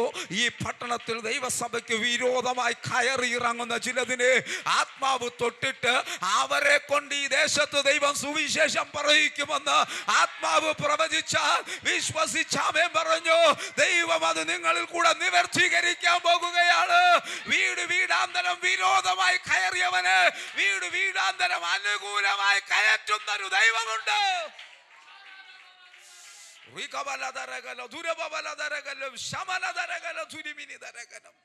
പിന്നത്തെ അവൻ പറഞ്ഞ വീട് വീടാന്തരം കയറി ഇറങ്ങി. അങ്ങനെ തന്നെയാ, നീ നേരത്തെ എവിടെയൊക്കെ കയറിയിട്ടുണ്ടോ അവിടെ എല്ലാം ദൈവം നിന്നെ വീണ്ടും കയറ്റിക്കും. പണ്ട് കയറിയത് വിരോധം കൊണ്ടാണെങ്കിൽ ഇന്ന് കയറിയത് സുവിശേഷം കൊണ്ടായിരിക്കും. സ്തോത്രം ചെയ്യുന്നു. അത്രയുള്ളതിന് പ്രത്യേകത. അതുകൊണ്ട് ദൈവദാസനെ വലത് ഇടത് നിൽക്കാൻ ചില സുവിശേഷ വിരോധികളെ കൂടെ ദൈവം തരും. സ്തോത്രം ചെയ്യുന്നു. ദൈവം സഹായിക്കട്ടെ. ദൈവം അങ്ങനെ ചെയ്യുന്നത് കൊണ്ട് ഞാൻ എൻ്റെ ദൈവത്തെ സ്തുതിക്കുകയാണ്. ഈ പൗലോസിനോട് ദൈവം ഒരിക്കലും ഒരു ദൂത് പറഞ്ഞു. പറഞ്ഞ ദൂത് ഇങ്ങനെയാണ്: നീ റോമിൽ പോയി എന്ത് ചെയ്യണം? നിൽക്കണം. റോമിൽ പോയി നിൽക്കണം. പോകുന്നതിനും കൂട്ടത്തിൽ മുന്നമേ പൗലോസിനോട് ഒരു ദൂത് പറയുന്നത് ഇങ്ങനെയാണ്: പോകുമ്പോൾ നിൻ്റെ കൂടെ കുറച്ച് കള്ളന്മാരെ കൂടെ ഞാൻ കയറ്റി അയക്കാം. നീ വിശ്വസനാണെങ്കിലും കയറി വരുന്ന എല്ലാം കള്ളന്മാരായിരിക്കും. സ്തോത്രം ചെയ്ത് ദൈവം സഹായിക്കട്ടെ. നിൻ്റെ കൂടെ ഞാൻ കുറച്ച് കള്ളന്മാരെ കൂടെ എന്ത് ചെയ്തേക്കാം? കയറ്റിവിട്ടേക്കാം. സ്തോത്രം ചെയ്ത് ഇങ്ങനെ ഇവർ ഒരുമിച്ച് എല്ലാവരും കൂടെ ഒരു കപ്പലിനകത്തോട്ട് കയറിയപ്പോൾ സ്വർഗം പറഞ്ഞു, ഈ കപ്പലുടയും, ഇത് തകരും. പക്ഷെ നീ വിശ്വസ്തനായതുകൊണ്ട് നിന്റെ കൂടെ നിൽക്കുന്നവരും നീയും രക്ഷ പ്രാപിക്കും. ഇതാണ് വിശ്വസ്തന്മാരുടെ ഗുണം. മനസ്സിലാവുന്നുണ്ടോ? കൂടെ നിൽക്കുന്നവൻ കള്ളനാണെങ്കിലും മറ്റേ ആൾ വിശ്വസ്തനാണെങ്കിൽ രക്ഷപ്പെടും. അങ്ങനെ ചിലരൊക്കെ രക്ഷപ്പെടുന്നേ, അല്ലാതെ അവൻ്റെ ഗുണം കൊണ്ടൊന്നും അല്ല. സ്വാതന്ത്ര്യം കണ്ടോ? കൂടെ നിൽക്കുന്നവൻ്റെ വിശ്വസ്തത കൊണ്ടാണ് മറ്റവൻ രക്ഷപ്പെട്ടെ. സ്വാതന്ത്ര്യം. ചില അച്ചാച്ചന്മാരുണ്ടോ, ഞങ്ങളിങ്ങനൊക്കെ അങ്ങ് പോകാം, പ്രാർത്ഥിച്ചില്ലെങ്കിൽ എന്താ, പള്ളിയിൽ പോയില്ലെങ്കിൽ എന്താ, അമ്മാമ്മയുടെ കണ്ണുനീര് മിണ്ടുന്നില്ലല്ലോ. അവരുടെ വിശ്വസ്തത ഇത് തകരാതെ നിൽക്കുന്നേ. മനസ്സിലായല്ലോ? ഉടച്ചിട്ടും ചാവാതെ നിൽക്കുന്നതിൻ്റെ കാരണം എന്താണെന്നറിയോ? ഇപ്പുറത്ത് വിശ്വസ്തയായ ഒരാളുണ്ട്. സ്തോത്രം ചെയ്യുന്നു. ആ കപ്പലിൻ്റെ അകത്ത് വിശ്വസ്തനായ ഒരു മനുഷ്യനെ ദൈവം കേട്ടിട്ട് പറയാം, നിന്നെ മാത്രമല്ല നിന്നോട് കൂടെ വരുന്ന ഒന്നിൻ്റെ ജീവനും ഞാൻ നാശം വരുത്തത്തില്ല. കപ്പലുടയും. അതിനെ ഞാൻ ഉടയ്ക്കും. സ്തോത്രം. നോക്കി മുന്നോട്ട് പോയി കപ്പൽ ഉടഞ്ഞു. സ്തോത്രം ചെയ്യുന്നു. അവിടെ പറയാൻ ഒരുപാട് ദൂതുകളുണ്ട്. നമുക്കറിയാം കപ്പലൊക്കെ ഉടഞ്ഞു. ആദ്യം പൗലോസ് കയറിയിരുന്ന ദൈവത്തോടൊക്കെ പ്രാർത്ഥിച്ച് കാണും. നമ്മുടെ പോട്ട് അങ്ങനെയാണല്ലോ, നമ്മളവിടെ പോയിരുന്നാലും പ്രാർത്ഥിക്കുമല്ലോ. പ്രാർത്ഥിച്ച കാര്യങ്ങളൊക്കെ മുന്നോട്ട് നീക്കിയപ്പം സ്തോത്രം കപ്പൽ നിയന്ത്രിക്കുന്ന മനുഷ്യന് കിഴക്കൻ കാറ്റ് മന്നമെന്ന് തോന്നിയിട്ട് അവൻ എന്ത് ചെയ്തു? അനുകൂലമായിട്ട് ആയതുകൊണ്ട് കപ്പൽ ഓടിച്ചു കയറ്റി. അങ്ങോട്ട് പോയപ്പോഴാണ് അത് പ്രതികൂലമാണെന്ന് തിരിച്ചറിഞ്ഞത്. ചിലതങ്ങനെയാച്ചാ, അനുകൂലം എന്ന് പറഞ്ഞെടുത്ത് കാല് വയ്ക്കും, ചെന്നിറങ്ങിയതിന് ശേഷമാണ് സ്തോത്രം. ഒരു കാര്യം ഞാൻ ആത്മാവിൽ പറയാം, കാണുന്നതെല്ലാം അനുകൂലം എന്ന് പറഞ്ഞേക്കല്ല. ചിലത് പിശാച് നിനക്ക് അനുകൂലമായിട്ട് കൊണ്ടുവരും. സ്തോത്രം, സ്തോത്രം, സ്തോത്രം. ആരൊക്കെ എന്നെ നോക്കി എന്തൊക്കെയോ പറയുന്നുണ്ട്.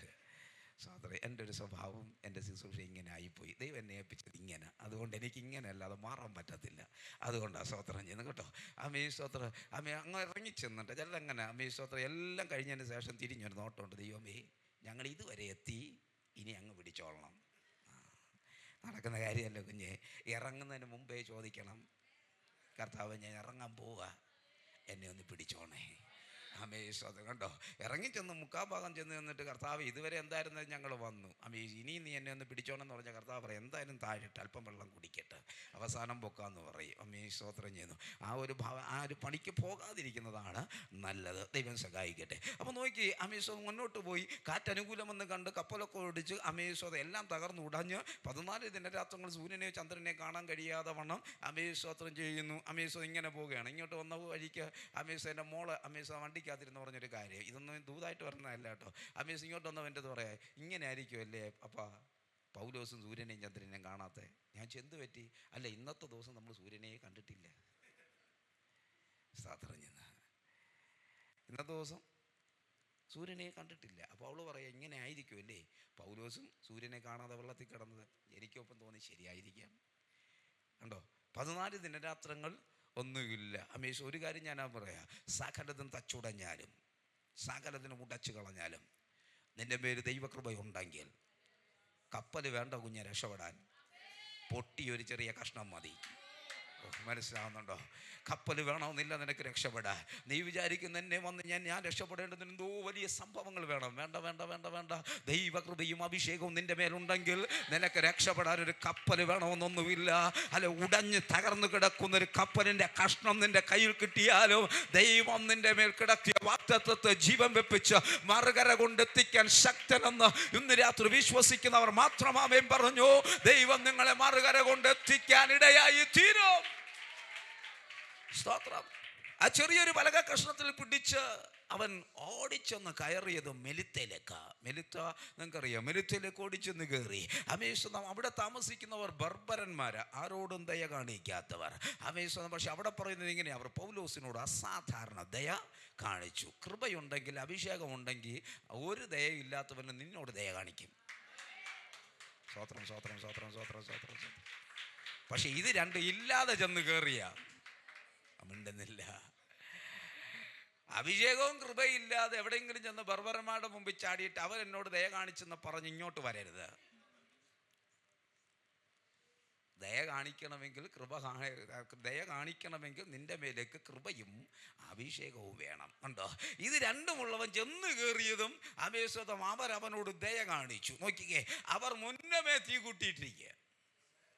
ഇവിടെ പൗലോസ് വരുമെന്നൊന്നും അവർക്കറിയത്തില്ല. പക്ഷെ തീ നേരത്തെ കൂട്ടിയിട്ടിട്ടുണ്ട് അല്ലേ? നീന്തി കയറി വന്നവൻ 14 ദിവസം കടലിൽ കിടന്ന് തണുപ്പടിച്ച് അമേശ്വത വിറങ്ങടിച്ച് നിൽക്കുന്ന അവൻ ഇങ്ങോട്ട് നീന്തി കയറി വന്നപ്പോൾ ഈ ചൂട് പോരാ. അങ്ങനെ കൃപയും അഭിഷേകം ഉള്ളവന് വല്ലവരും കത്തിച്ച ചൂട് പോരാ. ഓ സ്വത്രം സ്വത്രം സ്വത്രം സ്വത്രം. മിണ്ടുന്നില്ലാരും, പിടികിട്ടുന്നവർ മാത്രം മിണ്ടിയാൽ മതി. അമേശ്വതം വല്ലവരും കത്തിച്ച ചൂടിനകത്ത് കൃപയും അഭിഷേകം ഉള്ളവന് ചെന്ന് കയറാൻ പറ്റത്തില്ല. അമേശ്വത അങ്ങനെ നിന്നപ്പം അവൻ അപ്പുറത്തോട്ട് നോക്കിയപ്പോൾ ഒരു കഷ്ണം വിറക് കെട്ട് കിടക്കുന്നു. അവൻ ആ വിറക് കെട്ടെടുത്ത് തീക്കകത്തേക്കിട്ടു. തീക്കകത്തേക്കിട്ട് തീയുടെ ചൂട് വർദ്ധിക്കുന്നതിന് മുന്നമേ തീക്കകത്തല്ല, വിറക് കെട്ടിനകത്ത് മറഞ്ഞിരുന്ന അണലി അവൻ്റെ കൈ കടിച്ചു. സ്തോത്രം സ്തോത്രം സ്തോത്രം സ്തോത്രം സ്തോത്രം സ്തോത്രം സ്തോത്രം. എന്തെങ്കിലും പിടി കിട്ടിയോ? ഇരമ്യാവിൻ്റെ പ്രവചന പുസ്തകത്തിനകത്ത് വിറകിനെ കുറിച്ച് ഉപമിക്കുന്നത് ജനത്തെയാ. അങ്ങനെയാണെങ്കിൽ പൗലോസ് തീക്കകത്തൊക്കെ എടുത്തിട്ടത് മെലിത്തക്കകത്ത് കിടന്ന ജനത്തെ വലിച്ചെടുത്ത് തീക്കകത്തേക്ക് ഇടുമ്പോൾ അവരുടെ അകത്ത് മറഞ്ഞു കിടന്ന ഒരു പാരമ്പര്യത്തിന്റെ പൈശാചിക ആധിപത്യം ഉണ്ടായിരുന്നു. അതവന്റെ കയ്യിൽ കടിച്ചു തൂങ്ങി. പക്ഷെ കൃപയുള്ളവന്റെ പ്രത്യേകത, അവനത് കുടഞ്ഞു കളഞ്ഞു. ഇന്ന് രാത്രിയിൽ ഞാൻ ആത്മാവിൽ പറയാ, ദേശത്തെ പാരമ്പര്യ മണ്ഡലങ്ങൾക്കകത്തളത്തിൽ നിന്ന് കയ്യിൽ കടിക്കുന്ന അണലികളെ ഇന്ന് രാത്രി കുടഞ്ഞു കളയാനുള്ള അഭിഷേകത്തിന്റെ ശക്തി വർദ്ധിക്കട്ടെ.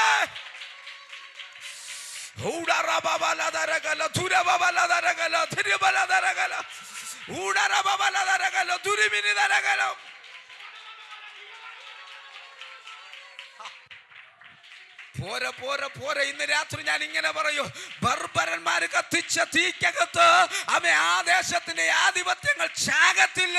ഇന്ന് രാത്രി നീ അതിനോട് ചേർന്ന് നിൽക്കുമെങ്കിൽ ദേശത്തിന്റെ ആധിപത്യങ്ങളെ ഇല്ലായ്മ ചെയ്യാനുള്ള അഗ്നിയെ സ്വർഗം ഇവിടെ കത്തിക്കുമെന്ന്.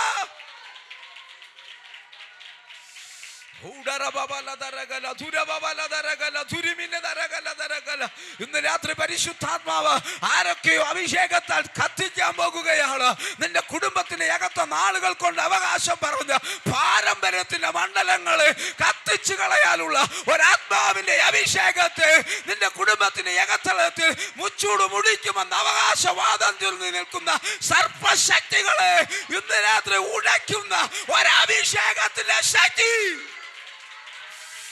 വ്യാപരിക്കേണ്ടതിനകത്ത് ഇന്ന് രാത്രി ഒരഭിഷേകത്തിന്റെ ശക്തി വ്യാപരിക്കട്ടെ. ചിലതിനെ കുടഞ്ഞു കളയാനുള്ള അഭിഷേകത്തിന്റെ ശക്തി.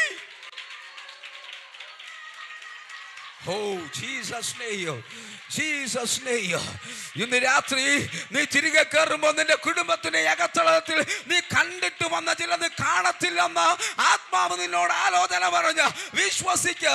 നാളുകൾ കൊണ്ട് നിന്റെ കുടുംബത്തിന്റെ അകത്തളത്തിൽ പാരമ്പര്യത്തിന്റെ അവകാശങ്ങൾ വാദം പറഞ്ഞ് കയറി നിന്ന ചിലതിനെ ഇന്ന് രാത്രി കുടയാനുള്ള ഒരഭിഷേകത്തിന്റെ ശക്തി.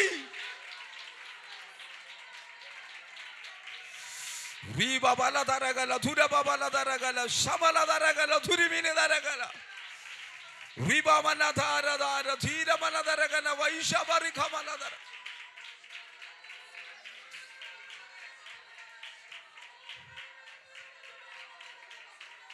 Jesus name.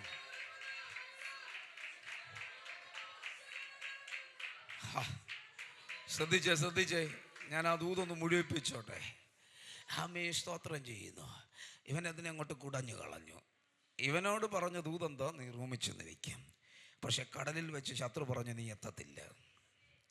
സ്തോത്രം. ഇനി മെലിത്തെ കയറിയപ്പോൾ അവിടെയും പറയുക നിന്നെ വിടത്തില്ല. അവന്മാരെല്ലാം കൂടെ പറയുക ഈ കടലൊക്കെ ഇത്രയും ദിവസം താണ്ടി കയറി നീന്തി ഇവിടെ വന്നിട്ട് നീതി ദേവതവനെ വിട്ടില്ലല്ലോ. ഇപ്പം നീതി ദേവത എവിടെ ഉണ്ട്? ഓ, സ്തോത്രം ചെയ്യുന്ന. കൃപയുള്ളവൻ്റെ അടുത്ത് കളിക്കരുത്. മനസ്സിലാവുന്നുണ്ടോ? നാട്ടുകാർക്കും വീട്ടുകാർക്കും ദേശക്കാർക്കും ഒക്കെ നമുക്ക് ചുമ്മാ നടക്കുക. വേറെ പണിയൊന്നും ഇല്ലാത്തതുകൊണ്ട് ബൈബിൾ എടുത്തുകൊണ്ട് ഇറങ്ങിയത്. കൃപയുള്ളവൻ്റെ അടുത്ത് കളിക്കരുത്. സ്തോത്രം ചെയ്യുന്നു. ഞാൻ ആത്മാവിലൊരു വാണിംഗ് പോലെ പറയാ, കൃപയുള്ളവൻ്റെ അടുത്ത് കളിക്കരുത്. സ്തോത്രം ചെയ്യുന്നു. കളിച്ചാൽ സ്തോത്രം കിടക്കേണ്ടടുത്ത് നിന്നെ ഇടേണ്ടടുത്ത് എടുത്തിടും. സ്തോത്രം ചെയ്യുന്നു. അത്രയും പറഞ്ഞ ആ ഭാഗം ഞാൻ അങ്ങ് വിടുക. സ്തോത്രം ചെയ്തു. ഇനി നിങ്ങളൊന്ന് ശ്രദ്ധിച്ചേ, ഇവിടം കൊണ്ട് സകലതും തീർന്നു. റോമിൽ ചെല്ലേണ്ടവനാ ഇപ്പം എവിടെ കിടക്കുക? മെലുത്തേര്. ശത്രു പറഞ്ഞു മെലുത്ത വിട്ട് നിന്നെ ഞാൻ വിടത്തില്ല. ഇത് മെലുത്ത കൊണ്ട് നീ ഒതുങ്ങും. സ്തോത്ര. പക്ഷേ ദൈവം പറഞ്ഞ പദം ഞാൻ വീണ്ടും പറയും, നടക്കത്തില്ല. സാധിക്കത്തില്ല. സ്തോത്രം ചെയ്യുന്നു. ഇങ്ങോട്ട് തീക്കകത്തേക്ക് കുടഞ്ഞു കളഞ്ഞിട്ട് തിരിഞ്ഞു നോക്കുമ്പം പൗലോസ് കാണുന്നത് അശ്വിനി ചിഹ്നമുള്ളൊരു കപ്പൽ എങ്ങോട്ട് പോകാൻ നിൽക്കുന്നു? റോമിലോട്ട് പോകാൻ നിൽക്കുന്നു. ഓ, അലക്സാന്ദ്രിയ കപ്പൽ ഞങ്ങൾ കയറി പുറപ്പെട്ടു. ഏതോ അത് പോന്നു. പിന്നെ എഴുതി വെച്ചിട്ടുണ്ട് അവൻ അതിൽ കയറി റോമിൽ ചെന്നു. ഓ, സ്വോത്രം. ഇന്ന് രാത്രി നിങ്ങൾ തിരിച്ചറിയണം കുഞ്ഞേ. സ്വതം നീ പലപ്പോഴും നിന്റെ വാഗ്ദത്തത്തിലേക്ക് പ്രവേശിക്കാത്തതിൻ്റെ കാരണം പലതിനെയും കുടയാത്തതാണ്. മനസ്സിലാകുന്നുണ്ടോ? കടിച്ചു തൂങ്ങിക്കിടക്കുന്ന ചിലതിനെ കുടഞ്ഞു കളഞ്ഞിട്ട് തിരിഞ്ഞ നീ കാണുന്നത് വാഗ്ദത്തത്തിലേക്കുള്ള നിന്റെ പുറപ്പെടലായിരിക്കും. ഇന്ന് രാത്രി വിശ്വസിച്ചോ, നിന്റെ വാഗ്ദത്തത്തിലേക്ക് നീ പുറപ്പെടാൻ നിന്നെ അനുവദിക്കാതെ വണ്ണം കടിച്ചു തൂങ്ങിക്കിടക്കുന്ന ചിലതിനെ കുടഞ്ഞു കളഞ്ഞ് ആത്മാവിൽ പുറപ്പെടാനുള്ളൊരു ദൈവശക്തിയെ സ്വർഗം നിന്റെ മേലേക്ക് കൈമാറട്ടെ. കടിച്ചു തൂങ്ങിക്കിടക്കുന്ന ചിലതിനെ കുടഞ്ഞു കളഞ്ഞ് ആത്മാവിൽ നിന്റെ വാഗ്ദത്തത്തിലേക്ക് പുറപ്പെടാൻ. യെസ്, ഇന്ന് രാത്രി വിശ്വസിക്കുന്നവർ ആമേ പറഞ്ഞു. ആമേ സ്വതം. ഇന്ന് രാത്രി കാലം നിന്റെ വാഗ്ദത്തങ്ങൾക്ക് മറയിട്ടു നിൽക്കുന്ന ചില അന്ധകാരത്തിന്റെ ആധിപത്യങ്ങളുണ്ട്. നിന്നെ കാണാൻ അനുവദിക്കാതെ, നിന്നെ കയറാൻ അനുവദിക്കാത്ത ചില അന്ധകാരത്തിന്റെ ആധിപത്യങ്ങളെ നിനക്ക് കിട്ടിയ കൃപയിലും അഭിഷേകത്തിലും നീ കൂടെയാൻ തയ്യാറായാൽ നിന്റെ മുമ്പിൽ വാഗ്ദത്തം തുറന്നു വരും. സ്തോത്രം.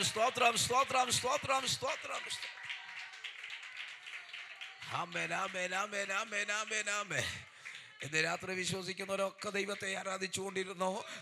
സ്വതം. ഇതുവരെ തുറക്കാത്ത ചില വാഗ്ദത്തങ്ങൾ പേറി നടക്കുന്നവർ ഇതിൻ്റെ നടുവിലുണ്ട്. ഇന്ന് രാത്രി ഒന്ന് കുടയാൻ തയ്യാറായാൽ മതി. സ്തോത്രം ചെയ്യുന്നത് ഈ സാധനം. എന്നിട്ട് ഇതിനെ അങ്ങോട്ട് കുടഞ്ഞതും അപ്പുറത്ത് കിടക്കുന്നത് കണ്ട് ഇവ വന്ന് കയറിയിട്ട് ഇത് കണ്ടില്ല. സ്തോത്രം ചെയ്യുന്നത്. നീന്തി കയറിയിട്ട് വന്ന് കണ്ടെങ്കിൽ ആദ്യമേ അച്ചാച്ചൻ നേരെ അങ്ങ് ചെന്ന് കപ്പലിൽ കയറിയാനേ. പക്ഷെ ഇവിടെ ഉള്ളതിനെ ആരോടയ്ക്കും?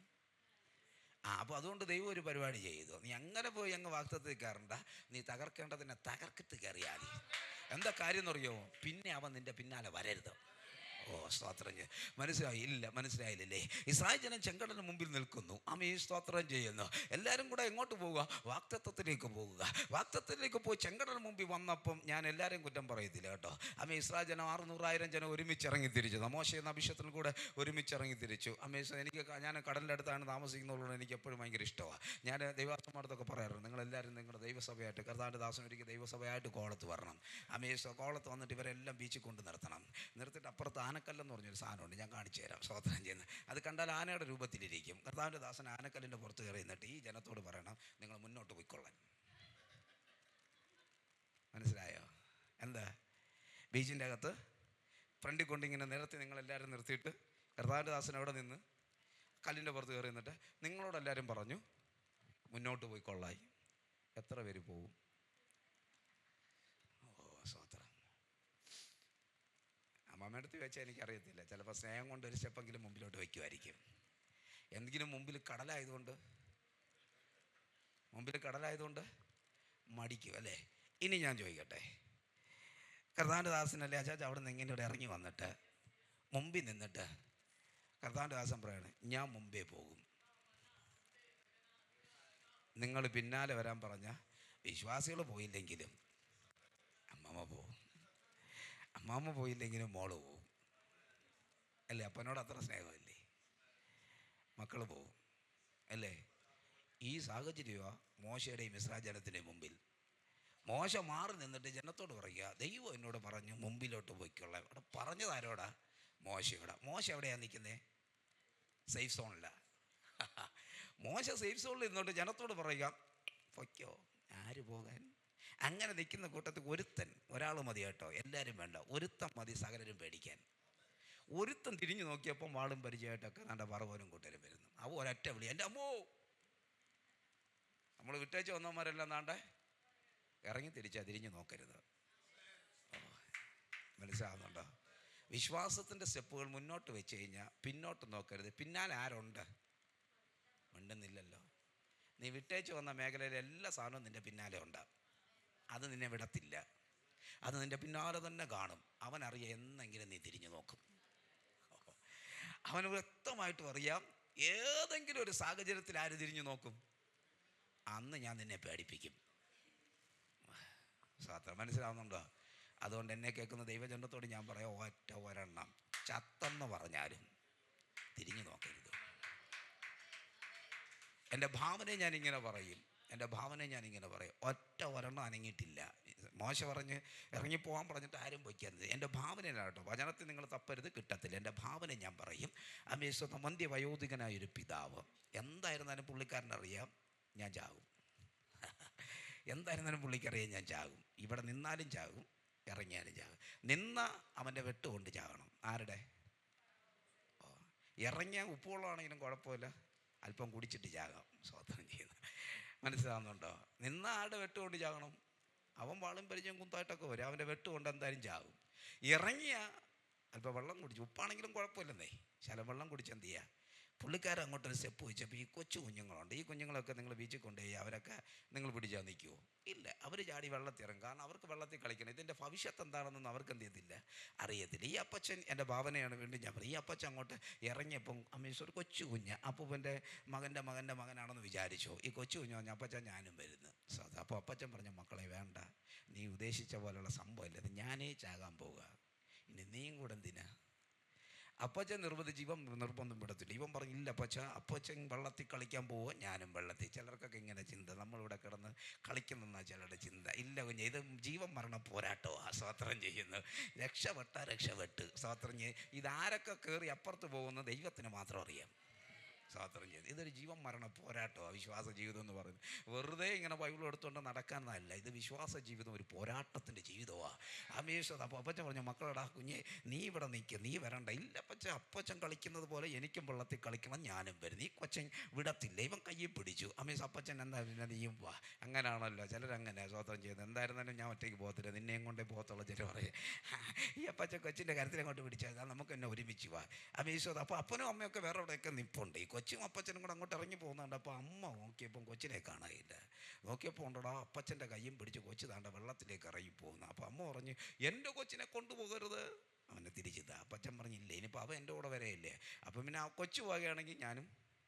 അപ്പം അമ്മയും വന്നു സ്തോത്രം ചെയ്യുന്നു. അപ്പം നോക്കി 3 ഇങ്ങനെ വിശ്വാസത്തിൻ്റെ സ്റ്റെപ്പുകൾ വെച്ചു, തിര വന്നു, കാലിലടിച്ചു. അപ്പച്ചൻ അടുത്ത സ്റ്റെപ്പ് വെച്ചു, തിര വന്ന് പാതിയോളം എത്തി. അടുത്ത സ്റ്റെപ്പ് വന്നു, തിര വന്ന് മുട്ടോളം എത്തി. കൊച്ചിനെ ഒന്ന് ഗിർക്ക് പിടിച്ചു. അമീശ്വരം തിര അരയോളം എത്തി. അപ്പച്ചൻ കൊച്ചിനെ എടുത്ത് ഒക്കത്തിരുത്തി. അമീശ്വരം അടുത്ത സ്റ്റെപ്പ് വെച്ചു, തിര വന്ന് നെഞ്ചോളം എത്തി. അപ്പച്ചൻ കുഞ്ഞിനെ എടുത്ത് തോളിൽ വെച്ചു. അടുത്ത സ്റ്റെപ്പ് എന്താകുമെന്ന് അറിയാതെ നിൽക്കുന്ന സാഹചര്യം. മോശയോട് ദൈവം പറയുന്നു, മോശയെ നിൻ്റെ കരം സമുദ്രത്തിന് നേരെ നീട്ടുക. മോശ കരം കരം നീട്ടി സ്തോത്രം ചെയ്യുന്നു. വഴി രണ്ടായി തുറന്നു. ഇന്ന് രാത്രി ഞാൻ ആത്മാവിൽ പറയാ, വീട്ടിനകത്ത് നീ ഒറ്റയ്ക്ക് വിശ്വാസത്തിനുള്ളൂ എങ്കിലും ഇന്ന് രാത്രി വിശ്വാസത്തിൻ്റെ ചില സ്റ്റെപ്പുകൾ നീ വെക്കാൻ തുടങ്ങിയ സ്വർഗം നിനക്ക് വേണ്ടി കരം നീട്ടാൻ തുടങ്ങും. സ്തോത്രം. ഇന്ന് രാത്രി നീ അനങ്ങാത്തിടത്തോളം കാലം ദൈവം നിനക്ക് വേണ്ടി അനങ്ങത്തില്ല. നീ ചില സ്റ്റെപ്പുകൾ വെക്കാൻ തുടങ്ങിയ ദൈവം തൻ്റെ കരം നിനക്ക് വേണ്ടി നീട്ടാൻ തുടങ്ങും. സ്തോത്രം ചെയ്ത് നോക്കി. സ്തോത്രം. ഇവർ സ്തോത്രം മറുകര അങ്ങോട്ട് കയറിയതും സ്തോത്രം ഇസ്രായേൽ ജനത്തിന്റെ പിന്നാലെ ആര് വരിക? ഫറവോന് ശത്രു. അവർ സമുദ്രത്തിന്റെ നടുവിലെത്തിയതും സ്തോത്രം മോശയോട് ദൈവം പറയാ, തിരികെ കരം നീട്ടണം. മോശ തിരികെ കരം നീട്ടി. ചിലർ ഒരു നീട്ടലേ നീട്ടത്തുള്ളൂ, രണ്ടാമത്തെ നീട്ടലില്ല. എല്ലാവർക്കും തുറന്നെടുക്കാൻ ഭയങ്കര താല്പര്യ. ഈ അടയ്ക്കാത്തത് കൊണ്ടാണ് പിന്നാലെ അവൻ കയറി വരുന്നേ. മിണ്ടുന്നില്ല. അയ്യോ അല്ലേ? എല്ലാവർക്കും തുറന്ന് കയറി പോകാൻ ഭയങ്കര ഇഷ്ടമാണ്. തുറന്നങ്ങ് പുണ്ടാതെ പോവുക. അവിടെ പിന്നാലെ ആരുണ്ട്? അവൻ നിന്റെ പിന്നാലെ വരണമെങ്കിൽ നീ തുറന്നിട്ട് അതിനെ അടച്ചിട്ട് വേണം അടുത്ത് കയറാൻ. സ്വത്രം. മോശ ഇതുപോലെ തന്നെ. മോശ തുറന്ന് അപ്പുറത്ത് കയറിയിട്ട് മോശ അങ്ങ് പോകാൻ നോക്കിയാൽ ദൈവം പറയടാ, കുഞ്ഞ് നില്ല. നീ എവിടെ പോന്നേ? ഇത്രയും വലിയൊരു വഴി നീ തുറന്നിട്ട് ശത്രുവിന് വരാൻ വേണ്ടി ഒരുക്കി ഇട്ട് കൊടുത്തിട്ട് നീ എവിടെ പോന്നേ? നീ അപ്പുറത്ത് കയറുമ്പോൾ അവൻ നിന്റെ പിന്നാലെ അപ്പുറത്ത് വരും. അതുകൊണ്ട് നീ തിരികെ നിന്ന് കരം നീട്ട്. അവൻ കരം നീട്ടി. ചെങ്കടൽ വന്ന് മൂടി. ശത്രു സൈന്യം അവിടെ നിന്നു. അപ്പോഴും മിരിയാൻ പാടുക, ഇനി ആ വിചാരം ഇസ്രായേലിനെ ഏക്കത്തില്ല. ഓ, എന്നെ വെളിപ്പാടല്ലേ? എന്താ കാര്യം എന്നറിയാമോ? അപ്പോഴാണ് നമുക്ക് മനസ്സിലായത്, ഇതുവരെ ഞങ്ങൾ രക്ഷ പ്രാപിക്കാത്തതിൻ്റെ കാരണം ഈ ശത്രുവായിരുന്നു. ഇതുവരെ ഞങ്ങൾ മോചനം പ്രാപിക്കാത്തതിൻ്റെ കാരണം ഇവനായിരുന്നു. ഇവനെ അവിടെ അടക്കം ചെയ്തപ്പോൾ അവർക്ക് മനസ്സിലായി, ഇനി ഇവർ ഞങ്ങളുടെ പിന്നാലെ വരത്തില്ല. ഇന്ന് രാത്രി ആത്മാവിന് ഞാൻ പറയാം, കുഞ്ഞെ, നിന്റെ ജീവിതത്തിൻ്റെ പിന്നാലെ വരുന്ന ചിലതിനെ ഇന്ന് രാത്രി അടക്കം ചെയ്യുന്നതിന് ആത്മാവിന് വിധേയപ്പെട്ട് മുന്നോട്ട് പോകുക. ദൈവം നിനക്ക് വേണ്ടി അത്ഭുതങ്ങളെ പ്രവർത്തിക്കും. സ്തോത്രം. സ്തോത്രം. ഈ ചെങ്കടലിൻ്റെ ഒരു ഭാഗം എല്ലാം കൂടെ വിശദീകരിക്കാൻ മുമ്പ് സമയവുമില്ല.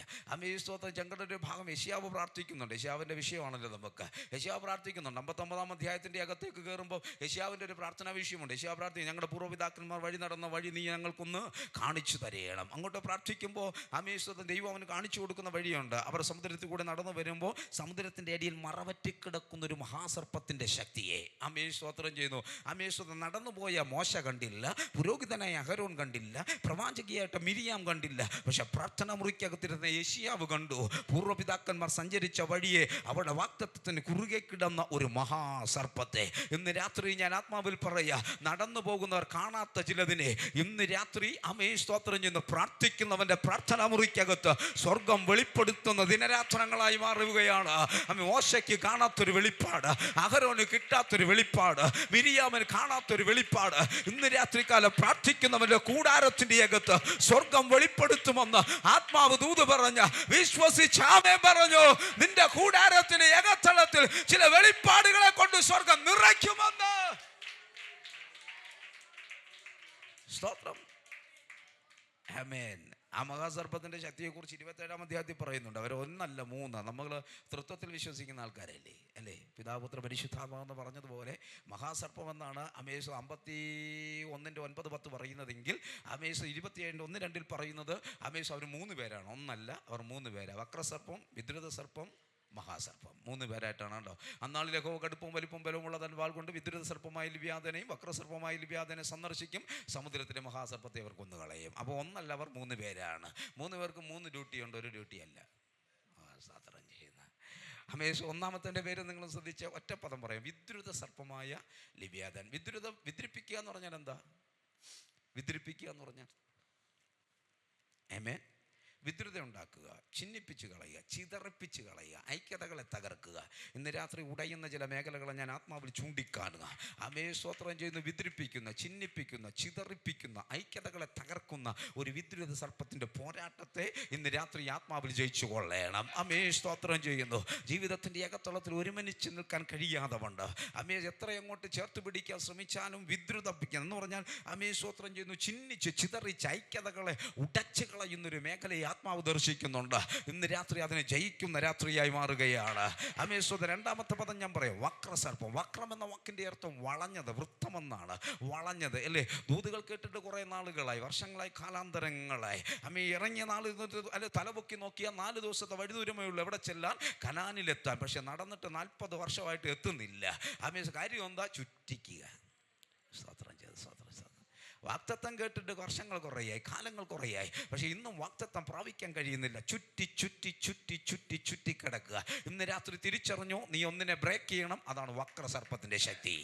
അപ്പോൾ 1 വിദ്രുത സർപ്പത്തിൻ്റെ ശക്തി, 2 വക്രസർപ്പത്തിൻ്റെ ശക്തി, 3 അമീശ്വത മഹാസർപ്പത്തിൻ്റെ ശക്തിയാണ്. മഹാസർപ്പം ആരെന്നറിയണമെങ്കിൽ ഇയ്യോബിനോട് ചോദിക്കണം. ഇയ്യോബ് പറയും, അയ്യോ മഹാസർപ്പത്തെ ഞാൻ അറിഞ്ഞതുപോലെ ആരും പറഞ്ഞിട്ടില്ല. എന്താ കാര്യം? അവൻ നാൾ നോക്കി, നക്ഷത്രം നോക്കി, നക്ഷത്ര മണ്ഡലങ്ങളെ നോക്കി ശപിക്കുന്ന ശാപത്തിൻ്റെ ശക്തിയാണ് മഹാസർപ്പത്തിൻ്റെ ശക്തി.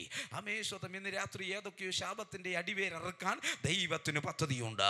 അമേശ്വരം ഇന്ന് രാത്രി 3 തലങ്ങൾക്കകത്ത് നിങ്ങളുടെ ജീവിതത്തിൽ വിടുതലുകൾ സംഭവിക്കുമെന്ന് ആത്മാവിനോട് ആലോചന പറയുന്നു. വിശ്വസിച്ചോ? 1, നിന്നെ ഐക്യതകളെ തകർക്കുന്ന മേഖലകളെ. എന്നോട് ആത്മാവ് പറയുന്നത് ഇങ്ങനെ, സ്നേഹബന്ധത്തിന് വില പറയുന്ന മേഖലകളെ, സ്നേഹബന്ധത്തിന് വില പറയുന്ന മേഖലകളെ, ഐക്യതകളെ തകർക്കുന്ന മേഖലകളെ ഇന്ന് രാത്രി സ്വർഗം ഒന്ന് സന്ദർശിക്കാൻ പോകുകയാണ്.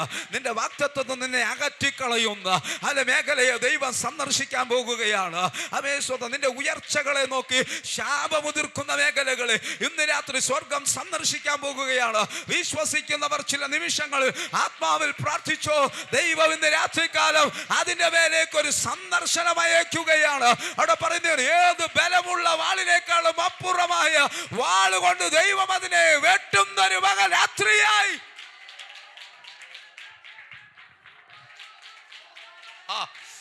ഇന്ന് രാത്രി ആ വാള് ചില കുടുംബങ്ങൾക്കകത്ത് ഇറങ്ങുന്നുണ്ട്. ആ വാള് ചില തലമുറയുടെ മേൽ ഇറങ്ങുന്നുണ്ട്. അവനെ പിടിച്ചു വച്ചിരിക്കുന്ന ആധിപത്യങ്ങളെ വെട്ടിമാറ്റി ചിലതിനെ സ്വാതന്ത്ര്യമാക്കാൻ ആ വാൾ ചില കുടുംബങ്ങൾക്കകത്ത്, ചില വ്യക്തികൾക്കകത്ത്, ചില കുടുംബനാഥന്മാരുടെ അകത്ത്, തലമുറകളുടെ അകത്ത് ഇന്ന് രാത്രി ആ വാൾ വെളിപ്പെടുകയാണ്. അവരെ ഭരിക്കുന്ന ദുരാത്മാവിനെ വെട്ടാൻ.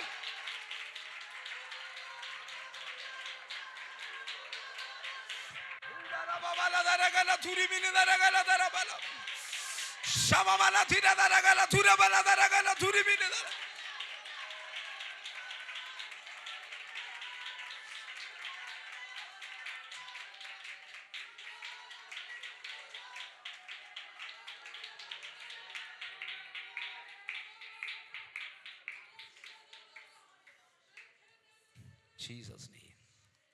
വിതിരിപ്പിക്കുക എന്ന് പറയുന്നതിന് സ്വർഗം എന്നോട് പറയുന്നൊരു കൊച്ചുദാഹരണം ഞാൻ വേഗത്തിലൊന്ന് പറയാം. 1 മിനിറ്റ് വേഗത്തിൽ പറയാം.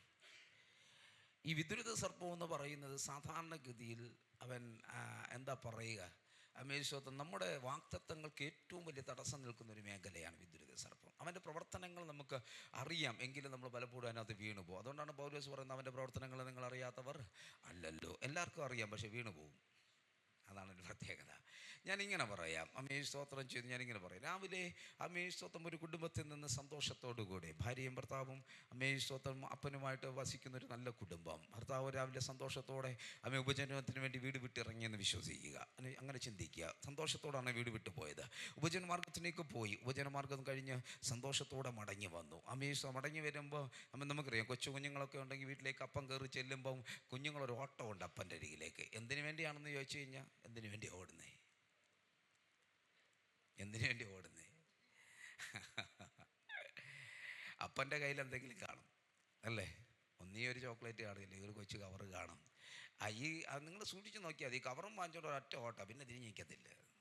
സ്തോത്രം ചെയ്യുന്നത് അവരവിടെ വഴിക്ക് പോകും. അതാണ് അപ്പൻ്റെ കയ്യിലിരിക്കുന്ന കവറിന് വേണ്ടി വരുന്നത് മക്കൾ. സ്തോത്രം ചെയ്യുന്നു. വിശദീകരിക്കാൻ പറ്റും, ഞാൻ വിശദീകരിക്കുന്നില്ല, വിടുക. അമേശ്വരത്ത് ഇതും വാങ്ങിച്ചോണ്ട് അങ്ങോട്ട് തിരിച്ചു പോകും. അല്ലെങ്കിൽ ഇങ്ങനെ അപ്പൻ്റെ കയ്യിൽ നിന്ന് വാങ്ങിക്കുന്നതിൻ്റെ കൂട്ടത്തിൽ മോളാകുമ്പോൾ അപ്പന്മാർക്ക് കുറച്ച് സ്നേഹം കൂടുതൽ. ഞാനും അങ്ങനെ അനുഭവിക്കുന്ന ഒരാളായതുകൊണ്ട് പറയാം. അപ്പന്മാർക്ക് അല്പം സ്നേഹം. ഈ പോയ പോക്കിൽ അമേശ്വരത്തെ കവറ് വാങ്ങിക്കുന്നതിൻ്റെ കൂട്ടത്തിൽ അപ്പൻ്റെ ചെവിയിൽ മോളൊരു രഹസ്യം പറഞ്ഞു. എന്താ രഹസ്യം എന്നറിയാമോ? അമ്മ എന്നെ അടിച്ചു. അമ്മ എന്നെ എന്ത് ചെയ്തു? അടിച്ചു. സ്തോത്രം ചെയ്യുന്നത്. ഇത് അപ്പൻ മോളെ ആശ്വസിപ്പിക്കാൻ വേണ്ടി, അങ്ങനെ അപ്പന്മാർ മക്കളെ ആശ്വസിപ്പിക്കും, മകളെ പ്രത്യേകിച്ച് ആശ്വസിപ്പിക്കും.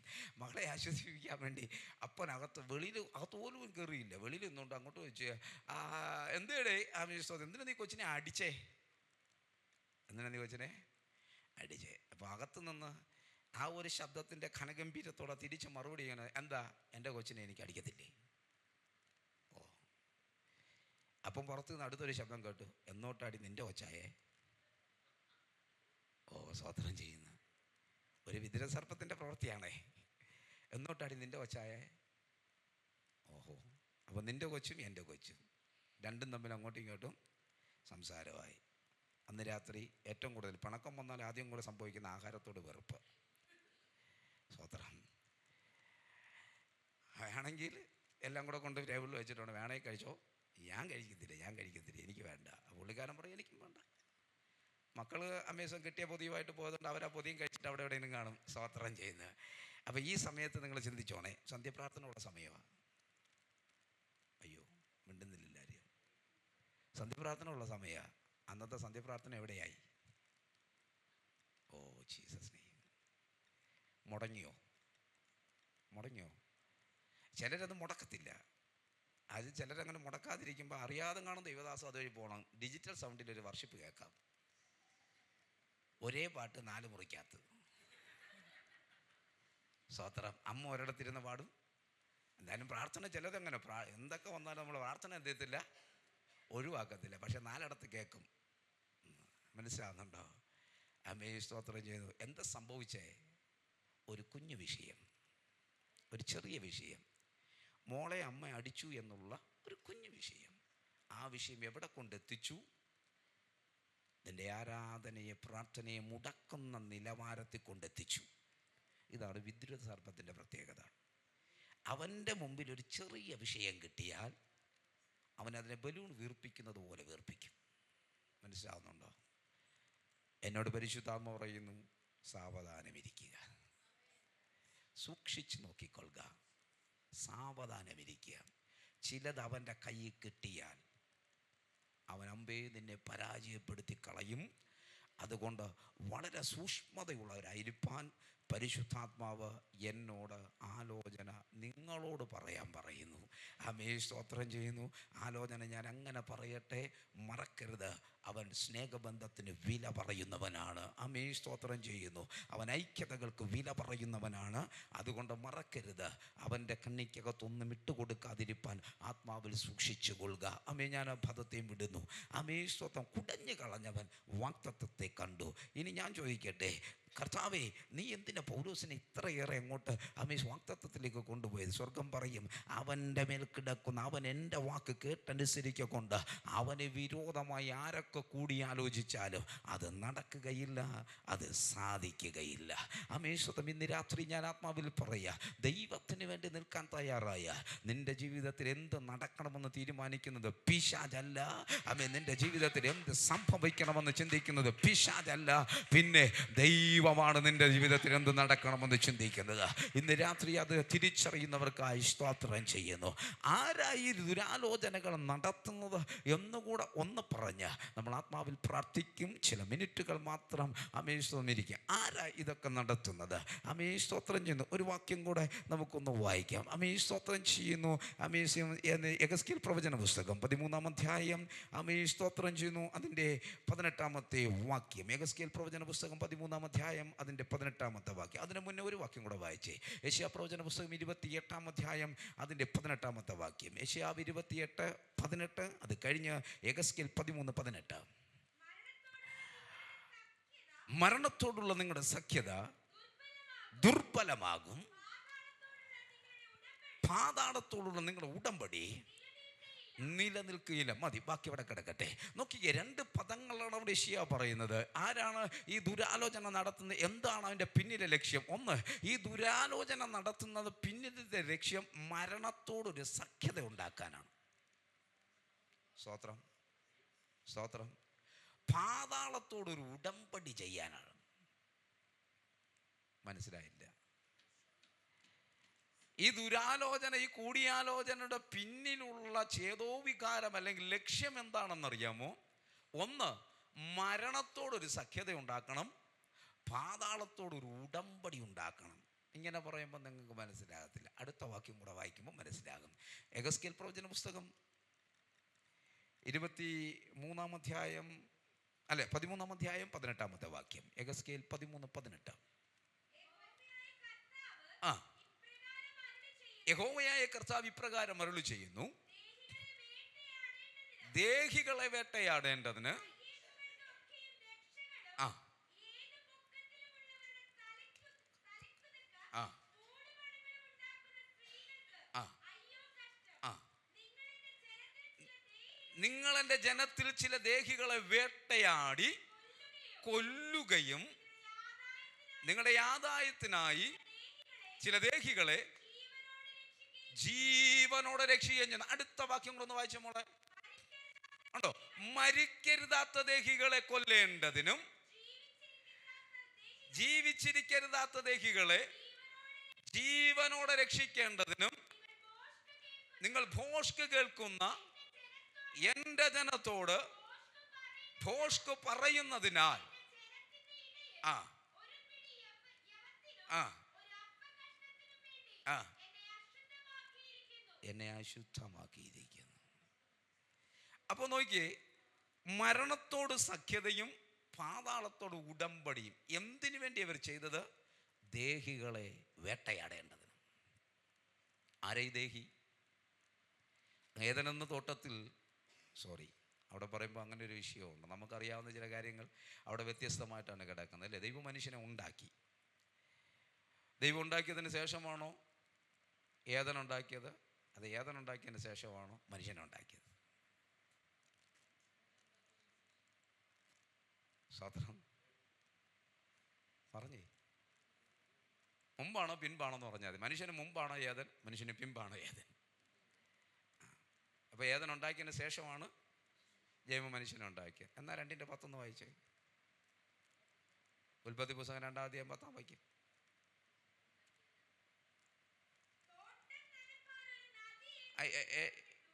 അല്ല, അതിന് മുമ്പ് വായിച്ചു വേണം. 8-ാം അധ്യായം 7-8 വായിച്ചേ. ഓക്കെ. അനന്തരം യഹോവയായ ദൈവം കിഴക്കേദനിൽ ഒരു തോട്ടം ഉണ്ടാക്കി. അയ്യോ, അപ്പൊ 7-ാമത്തെ വാക്യം കൂടെ വായിച്ചേ.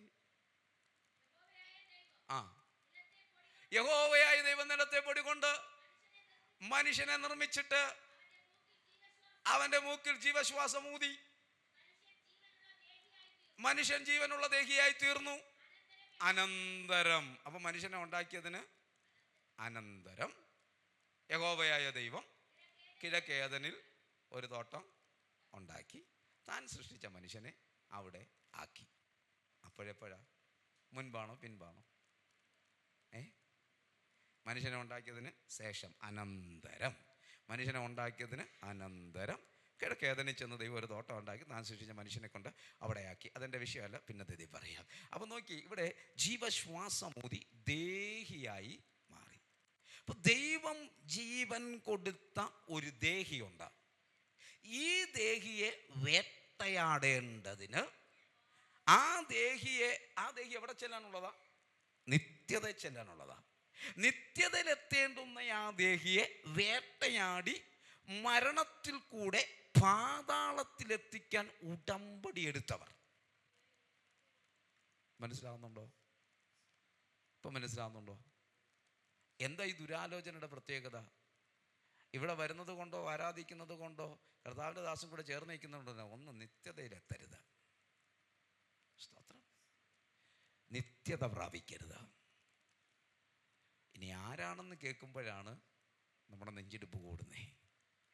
ആരാ ഇതിൻ്റെ പിന്നിൽ പ്രവർത്തിക്കുന്നതെന്ന് അറിയുമ്പോഴാണ് നമ്മുടെ നെഞ്ചിടിപ്പ് കൂടുന്നത്, അല്ലേ? ഇവിടെ പറയുന്നൊരു പദം, യഹോവയായ കർത്താവ് അരുളി ചെയ്യുന്നു, ദേഹികളെ വേട്ടയാടേണ്ടതിന് കയ്യയ്പ്പുകൾക്കൊക്കെയും രക്ഷയും. കയ്യയ്പ്പുകൾക്കൊക്കെ രക്ഷയെന്ന് പറഞ്ഞാൽ, കയ്യയ്പ്പെന്ന് പറഞ്ഞാൽ കൈത്തണ്ട എന്നാണ് അർത്ഥം. രക്ഷയെന്ന് പറഞ്ഞിരിക്കുന്നത് മന്ത്രച്ചരടുകൾ എന്നാണ് ഇംഗ്ലീഷിൽ കൊടുത്തിരിക്കുന്നത്. മന്ത്രച്ചരടുകൾ അത് പറഞ്ഞാൽ കൈത്തണ്ടയിൽ രക്ഷ പ്രാപിക്കേണ്ടതിന് കെട്ടുന്ന മന്ത്രച്ചരടുകൾ. ആത്മഗോളത്തിനകത്ത് ഇതുണ്ടോ? സ്തോത്രം. നമ്മുടെ ഇടയിൽ ഇതൊക്കെ ഉണ്ടോ? ഇതൊക്കെ വെളിയിൽ നമ്മൾ കണ്ടിട്ടുണ്ട്.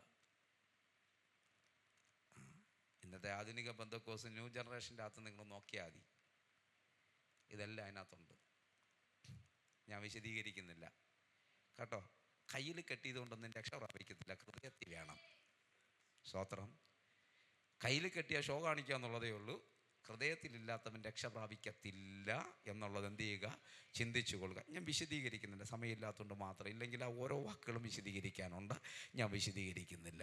വാക്യം കൊണ്ട് നോക്കിയേ, ജീവനോടെ എന്നിട്ട് അവിടെ പറഞ്ഞ് നിങ്ങൾ നോക്കിയേ, കൊല്ലേണ്ട ദേഹിയെ അമേശ്വത്ത് എന്ന് പറഞ്ഞാൽ ഒരു മനുഷ്യൻ്റെ അകത്ത് രണ്ട് ചിന്തകളാണുള്ളത്. ഒന്ന്, ദേഹത്തിൽ നിന്ന് പുറപ്പെടുന്ന ജഡത്തിൻ്റെ പ്രവൃത്തികളുമുണ്ട്, ദേഹിയിൽ നിന്ന് പുറപ്പെടുന്ന ആത്മാവിൻ്റെ പ്രവൃത്തികളുമുണ്ട്.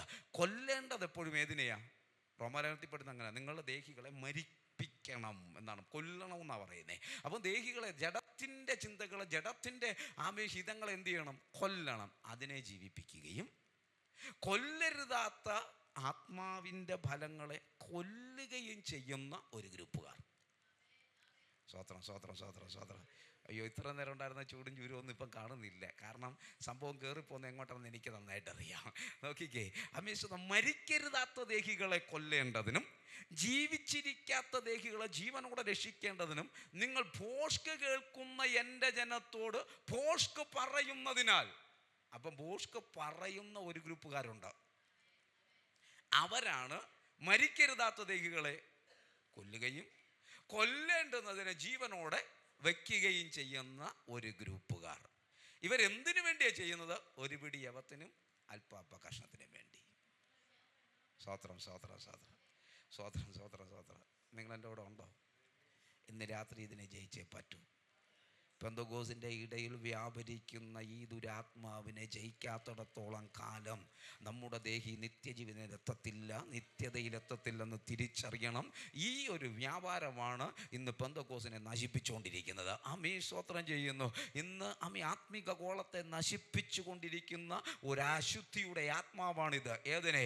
കൊല്ലേണ്ടതിനെ കൊല്ലാതെ അതിനെ ജീവിപ്പിക്കുകയും. കുഴപ്പമില്ലെന്നേ, ചെറിയൊരു കാര്യമല്ലേ, പ്രശ്നമല്ലെന്നേ. ബൈബിൾ അങ്ങനല്ല പറയുന്നത്. മിണ്ടുന്നില്ല ആരും. ഓ ജീസസ് നെയ്യും. പാവം ചെറുതാണെങ്കിലും വലുതാണെങ്കിലും പാവം തന്നെ. പാവത്തിന് 5 അവസ്ഥാന്തരങ്ങളുണ്ട്. പാവം നിസ്സാരമെന്ന് ആരും കണക്കാക്കരുത്. പാവത്തിന് 5 അവസ്ഥാനങ്ങളുണ്ട്. പാവത്തിൻ്റെ ഒന്നാമത്തെ പോയിന്റ് എന്ന് പറഞ്ഞാൽ ഹമാർട്ടിയ എന്ന പദമാണ്. ഹമാർട്ടിയ എന്ന പദത്തിൻ്റെ അർത്ഥം ലക്ഷ്യം തെറ്റിക്കുക എന്ന് പറഞ്ഞാൽ ലക്ഷ്യത്തിൽ നിന്ന് നിന്നെ തെറ്റിച്ച് കളയുന്നതാണ് പാവം. 2 പാരാബപ്റ്റിസ് എന്ന പദമാണ്. ആ പദത്തിൻ്റെ അർത്ഥം മറികടക്കുക എന്നാണ്. ദൈവം വെച്ച ചില അതിരുകളെ ലംഘിക്കുക എന്നാണ് അതിൻ്റെ അർത്ഥം. എന്താ ദൈവം വെച്ച അതിരെന്നറിയാമോ? നമുക്ക് എല്ലാവർക്കും ഉള്ളതായതുകൊണ്ടൊന്ന് പറയാം. പിണങ്ങരുത് എന്നൊരു പ്രമാണമുണ്ട്. മിണ്ടുന്നില്ല. പിണങ്ങരുതെന്ന് പിണങ്ങാത്ത ആരെങ്കിലും ഉണ്ടോ? ഇല്ല, ആരും സ്വത്രം പറയത്തില്ല, എനിക്കറിയാം. പിണങ്ങരുതെന്നൊരു പ്രമാണമുണ്ടല്ലേ. പക്ഷേ സ്വർഗം താഴോട്ട് നോക്കിയപ്പോൾ എല്ലാത്തിനും പിണക്കമുണ്ട്, എല്ലാത്തിനും പിണക്കമുണ്ട്. അപ്പം ദൈവം അതിനൊരു അതിര് വെച്ചു. എന്താ അതിരെന്നറിയാമോ? പിണങ്ങിയാൽ സൂര്യൻ അസ്തമിക്കുന്നതിന് മുന്നമേ ഇണങ്ങിക്കൊള്ളണം. ഇതാണ് അതിര്. ഈ അതിരിനെ മറികടന്നാൽ അത് പാപം. മിണ്ടുന്നില്ല. മനസ്സിലാവുന്നുണ്ടോ? ഇതാണ് പാരാപെപ്റ്റീസ് എന്ന പദം. മറികടക്കുക. പിണങ്ങരുത് എന്നൊരു കൽപ്പന. പിണങ്ങുന്നത് ദൈവം കണ്ടപ്പോൾ അതിനൊരു ദൈവം അതിരിട്ടു. ആ അതിരാണ് സൂര്യൻ അസ്തമിക്കുന്നതിന് മുൻപേ എന്ത് ചെയ്തോണം? ഇണങ്ങിക്കൊള്ളണം. നമ്മളിൽ എത്ര പേര് ഇത് മറികടന്ന് പോകുന്നുണ്ട്? നമ്മൾ പറയൂ, ഞാൻ പാപം ചെയ്തിട്ടേ ഇല്ല. ഇപ്പം ചെയ്തോ? സ്തോത്രം. ഇനി വേണമെങ്കിൽ പറയാം, കോപിക്കരുത് എന്നൊരു പദമുണ്ട്. അതിന് ദൈവം ഒരു അതിരിട്ടിട്ടുണ്ട്. കോപിച്ചാൽ പാപം ചെയ്യാതിരിപ്പാൻ സൂക്ഷിച്ചു കൊള്ളുക. അതിൻ്റെ അർത്ഥം എന്താ? കോപിക്കുന്നുണ്ട് എല്ലാവരും, പക്ഷെ കോപം പാപമായി മാറാതെ നീ സൂക്ഷിച്ചോളണം. മാറിയാൽ അതിന് അതിരിട്ടിട്ടുണ്ട്. മാറിയാൽ, മറികടന്നാൽ അത് പാപമായി. അടുത്ത പദം പാരാപെപ്റ്റോമ എന്ന പദമാണ്. പാരാപെപ്റ്റോമ എന്ന പദത്തിൻ്റെ അർത്ഥം തെന്നി വീഴുക എന്ന. കൈയിൻ്റെ അടുത്ത് ദൈവം പറഞ്ഞു, പാപം നിൻ്റെ പടിവാതിക്കൽ കിടക്കുന്നു, സൂക്ഷിച്ചു കൊള്ളണം. പക്ഷെ അവൻ ചെന്ന് ചവിട്ടി വീണു. തെന്നി വീഴുക. നിൻ്റെ മുമ്പിലുണ്ട് പാപം. ദൈവം എല്ലാവരോടും പറയുന്നുണ്ട്, നിൻ്റെ മുമ്പിലുണ്ട് സാധനം, നീ സൂക്ഷിച്ചോളണം. അതുകൊണ്ടാണ് നിന്നെ തന്നെ നല്ലവണ്ണം സൂക്ഷിച്ചു കൊള്ളണം. കണ്ടോ? തെന്നി വീഴാതെ സൂക്ഷിക്കണം. പാരാപെപ്റ്റോമ എന്ന പദമാണ് പാരാപെപ്റ്റോമ. അടുത്ത പദം കൊടുത്തിരിക്കുന്ന അനോമിയ എന്ന പദമാണ്. അനോമിയ എന്ന പദത്തിൻ്റെ അർത്ഥം അമേസ്തോത്രം നിയമലംഘനമെന്നാണ്. അമേസ്തോത്രം ചെയ്യുന്നത്. ഇവിടുന്ന് താഴത്തെ റോഡ് വരെ പോയാൽ മതി, പക്ഷേ നിയമമുണ്ട്. വീട്ടിൽ നിന്ന് വണ്ടി എടുത്താൽ തലയിൽ ഹെൽമെറ്റ് വയ്ക്കണം. നമ്മൾ പറയും കുഴപ്പമില്ലെന്നേ, താഴത്തെ റോഡ് വരെയല്ലേ.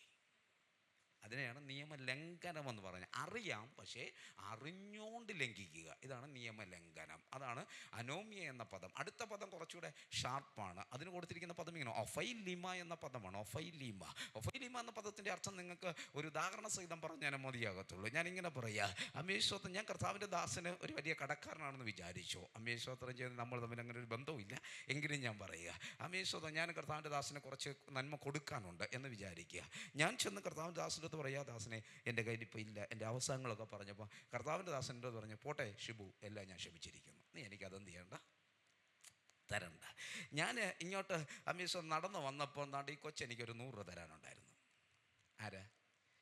എനിക്കൊരു അല്ലെങ്കിൽ ഇവിടെ ഇരിക്കുന്ന അച്ഛൻ എനിക്കൊരു 100 രൂപ തരാനുണ്ടായിരുന്നു. അപ്പം ഞാൻ അവിടെ ചെന്ന് എല്ലാ ക്ഷമ പറഞ്ഞ് എന്നോട് ക്ഷമിച്ച് ആ ക്ഷമയായിട്ട് ഞാൻ ഇങ്ങോട്ട് വന്നപ്പോഴാണ് അച്ഛൻ എനിക്ക് 100 രൂപ തരാനുണ്ട്. ഞാൻ അച്ഛൻ്റെ കുത്തിന് പിടിച്ചു.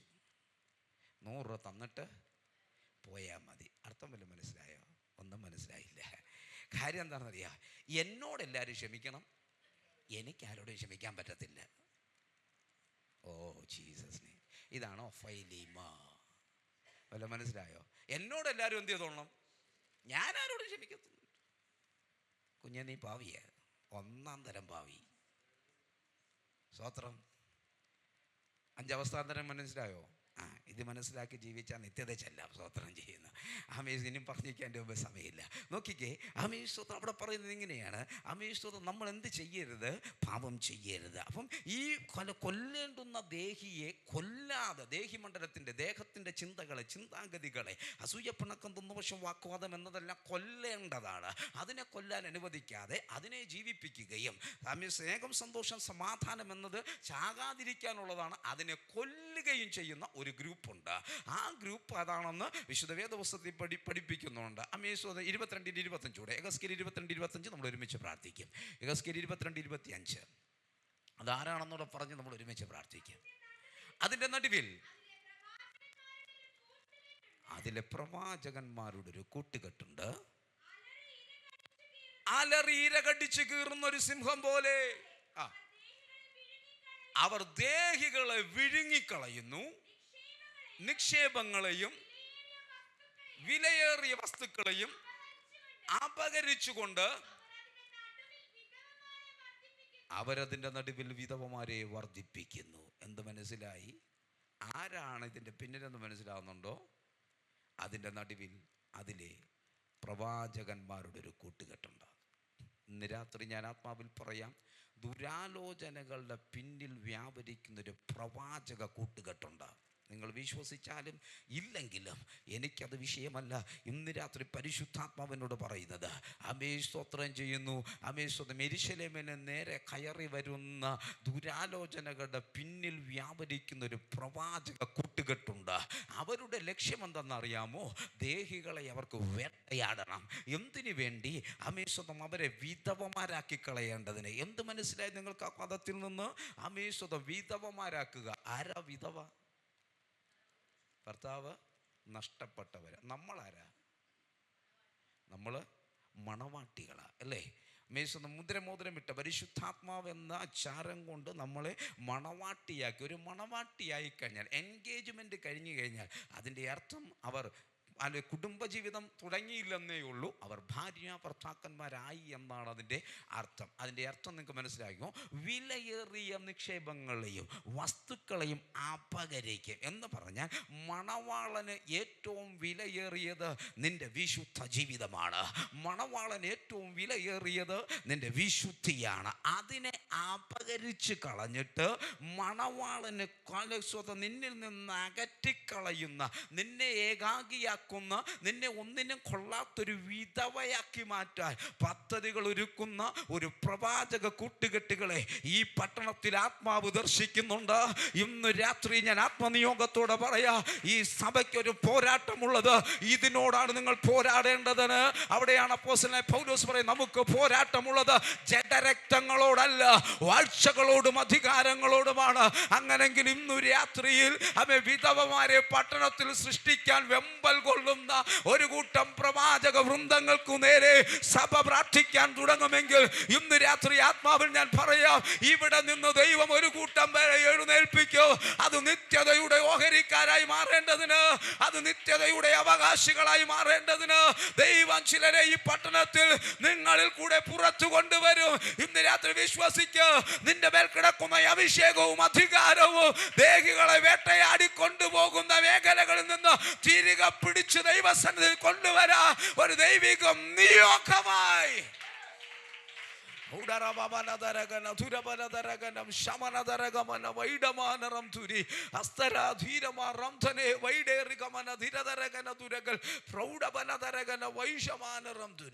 ഇന്ന് രാത്രി ഞാൻ ഇങ്ങനെ പറയാ, ചിന്താഗതിക്കകത്ത് കിടന്ന് സ്തോത്രം ചെയ്യുന്നു.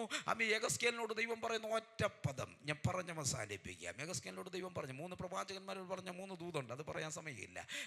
യെശയ്യാവിനോട് സ്തോത്രം ചെയ്യുന്നു, യാഗപീഠത്തിൽ തീക്കനലെടുത്ത് യെശയ്യാവിൻ്റെ അതരത്തിൽ തൊട്ടു. ഇരമ്യാവിനോടാണെങ്കിൽ സ്തോത്രം അവൻ്റെ വായെ തൊട്ടു. സ്തോത്രം ദൈവം വായെ തൊട്ടു. യെഹെസ്കേലിന് അങ്ങനല്ല. സ്തോത്രം തീയും ദൈവത്തിൻ്റെ കരവും ഒരുമിച്ച് ചേരുന്ന വചനമെടുത്ത് യെഹെസ്കേലിനെ കൊടുത്തിട്ട് പറയുകയാണ്, ഇത് നീ ഭക്ഷിച്ച് നിന്റെ ഉദരം നിറച്ചു കൊള്ളുക. ഉദരം നിറച്ച് യെഹെസ്കേലിനെ കൊണ്ട് അസ്ഥിത്താഴ്വരെ നിർത്തി. അസ്ഥിത്താഴ്വരെ കുറിച്ച് നിങ്ങൾ പഠിക്കണം. വേട്ടയാടപ്പെട്ട് കിടക്കുന്ന ദേഹികളാണത്. ചിതറിക്കിടക്കുന്ന, അസ്ഥിപഞ്ഞരമായി കിടക്കുന്ന, ലക്ഷ്യബോധം തെറ്റിക്കിടക്കുന്ന, വേട്ടയാടപ്പെട്ട് കിടക്കുന്ന അസ്ഥിത്താഴ്വരയ്ക്കകത്ത് യെഹെസ്കേലിനെ കൊണ്ട് നിർത്തിയിട്ട് സ്വർഗം പറയുന്ന ഒരു പദമുണ്ട്, യെഹെസ്കേലേ ഈ അസ്ഥികൾ ജീവിക്കുമോ? യെഹെസ്കേൽ പറയുന്നു, കയ്യും കാലും ഒക്കെ ഉണ്ടായിരുന്നെങ്കിൽ പറയാമായിരുന്നു, പക്ഷെ ഇതെല്ലാം ചിതറിക്കിടക്കുക. ഒരു ഐഡിയയും ഇല്ല ഇതിനകത്ത്, അതുകൊണ്ട് എനിക്കറിയത്തില്ല. സ്വർഗം പറയുക, നീ കാറ്റിനോട് പ്രവചിക്കുക. എൻ്റെ ചോദ്യം, എന്താ പ്രവചിക്കേണ്ടത്? എനിക്കറിയത്തില്ല, പക്ഷെ എന്ത് പ്രവചിക്കും? അകത്ത് കിടക്കുന്ന, ഉദരം നിറഞ്ഞു കിടക്കുന്ന വചനത്തിൻ്റെ ശക്തിയുണ്ട്.